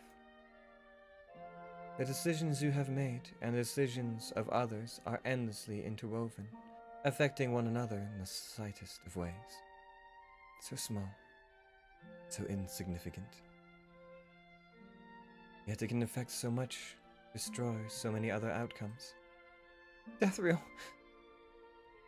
I don't know what to say, I don't know what to do, I can only utter her name as tears stream down my face. She's unmoved. The rage I felt earlier has evaporated. There is no fear either, just regret and sadness. Even I, so clueless and unawares of everything but the things I focus on now, that this is the end. There's no one else around, no one else to show up. What did Axon say? That she is going to make preparations? They all know, and they all prepared for what is to come. Except for me. And because of that, all I can do is accept it. There's no amount of rage, no amount of struggling I can do to get away from this. If that's the case, then so be it. My love can never amount to how much Deathriel loves Scale, or how he loved her. But if I am allowed to, I would want to spend my last moments looking at her like this. There is none left around her. I want to be the last one who stays. I just wish I could make her smile again. But that has never been my role, has it? I thought you could change when you lied to me upon our first meeting.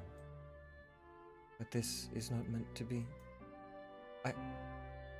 I'm sorry, I'm sorry I disappointed you. Is it disappointment, I wonder?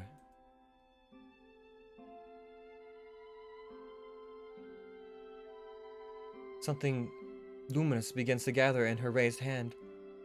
The wind picks up around me, hissing like an unseen serpent ready to strike. All around us, the yonder is collapsing. Pieces of the room I have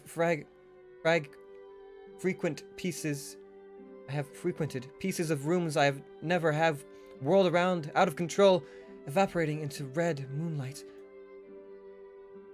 It's only then do I notice that throbbing pain in my chest intensifying with every second that ticks by. Still, I keep my eyes strained, on death row, unwilling to miss a thing. I do not judge. I would not lay the blame at your feet. You are unaware.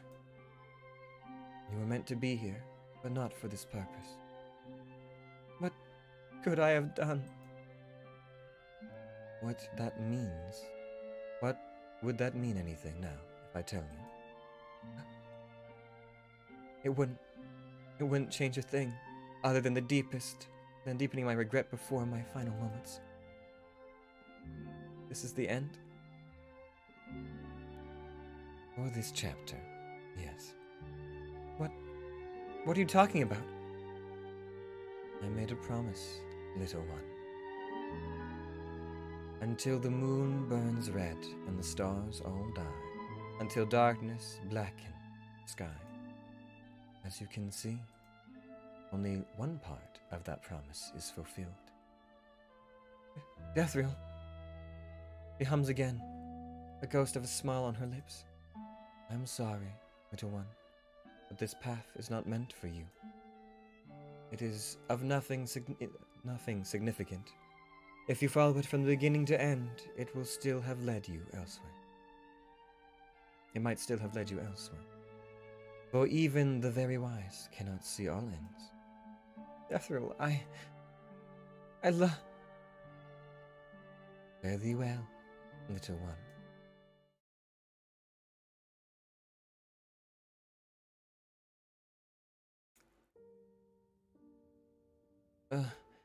What? That hurts. Slowly I blink, the blur away from my eyes and get up. Ow, ow, ow! Oh no! I jump up, panicking as glass shards scatter down from my body. What am I going to do? You must submit an accident report and submit it to your nearest supervisor immediately. Blinking, I stared down on my clipboard, flipping it around this way and that. By the Lord, I'm so relieved nothing happened to you. I distinctly remember shielding my face with it. Thank goodness nothing broke. System is functioning at 100%. Yeah. Right. You said an accident form, yes?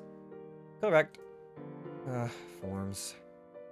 Forms appear on the paper regardless. Shaking my head, I carefully put the clipboard on the other side of the table, where there's no chemical splatter. Something falls out of my pocket. Huh? The key is cool to the touch. Glowing of energy. Stone embedded on it glows softly, pulsing to a soulless rhythm. Soundless. It's nothing like I've seen before. I would have definitely remembered it if I'd picked it up somewhere. But try as I may, I can't seem to remember where I got it. Huh. Strange. I almost asked the clipboard about the key, but stopped myself for some reason. I don't want to show anyone the key. Please fill out the form quickly. Fine. I'm getting to it, sheesh. Showing the key back in my pocket, I go and comply with the stupid clipboard request, but not without complaints. All the while, the key lies hidden in my pocket, humming gently to the tune I never heard before, but soothes me greatly. A smile blooms on my lips, somewhat nostalgic, somewhat sad, for reasons I do not know. Cold, so gentle.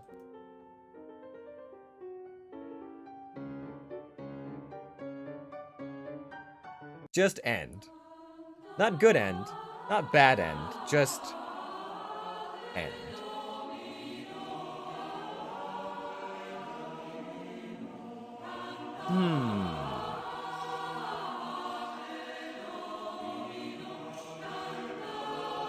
get right back to where you started from.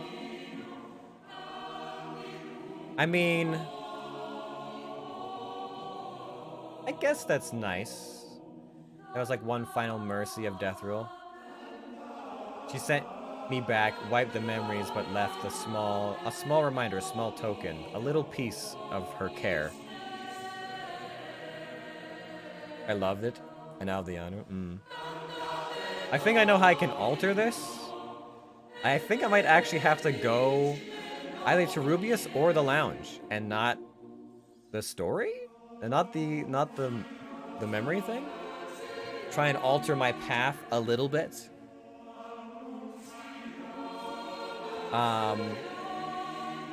But we've been streaming for 3.5 hours, and I told myself it wasn't gonna be an extra long stream. So this does feel like a very appropriate place to break for the day. However, all you people watching and lurking, I know there's some of you who aren't chatting as much. This has been Read Wednesday, and if Read Wednesdays aren't 100% guaranteed, but I try to do them each week, and we'll probably be playing some more Yonder. So if you want to pick up where we left off, be sure to come by and join us again. Yes. Oof. Oh, stretch. I'm gonna say with an almost 100% certainty that the pulse, the hum, the rhythm of the key is the song the Death Roll sings to us. If you haven't checked your whispers, I haven't checked my whispers. What do we got going on here? I know you're streaming in the middle of something. Uh-huh.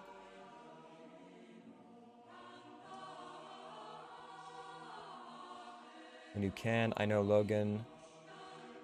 A town meeting. Ah, I see. Well, I will peruse upon that in a moment. In just a moment. So, yes. Anyways, that's probably going to be it for us for this stream, at least, unless I'm going into a D&D stream on somebody else's channel immediately. That might be a possibility, but either way, I'll be hosting it on this channel and be over on their channel. But I have to find that out. It sounds like there's some catch up for me to do. So we'll see. We'll see what happens, what goes on. But yes, this has been Read Wednesdays. This has been us playing the Yonder World, an interview with the Void. Available on Steam and Itch.io? I don't know how to pronounce it. I forget the name of the other one. But people should know. On the Itchy website with all the visual novels. But yes. Thank you, everybody. Be sure to send some love to the creators of this fine little story adventure game. And encourage Nay to make the prequel RPG to this game. And for her to hire me back. Anyways, we'll have some fun. I'll make a command later. But yes, anyways, if you guys did enjoy it, please be sure to follow along. Join us again in the future. I do post to Twitter and Discord when I am streaming, so if you're ever not sure what's happening here when we do things, you can always check out those.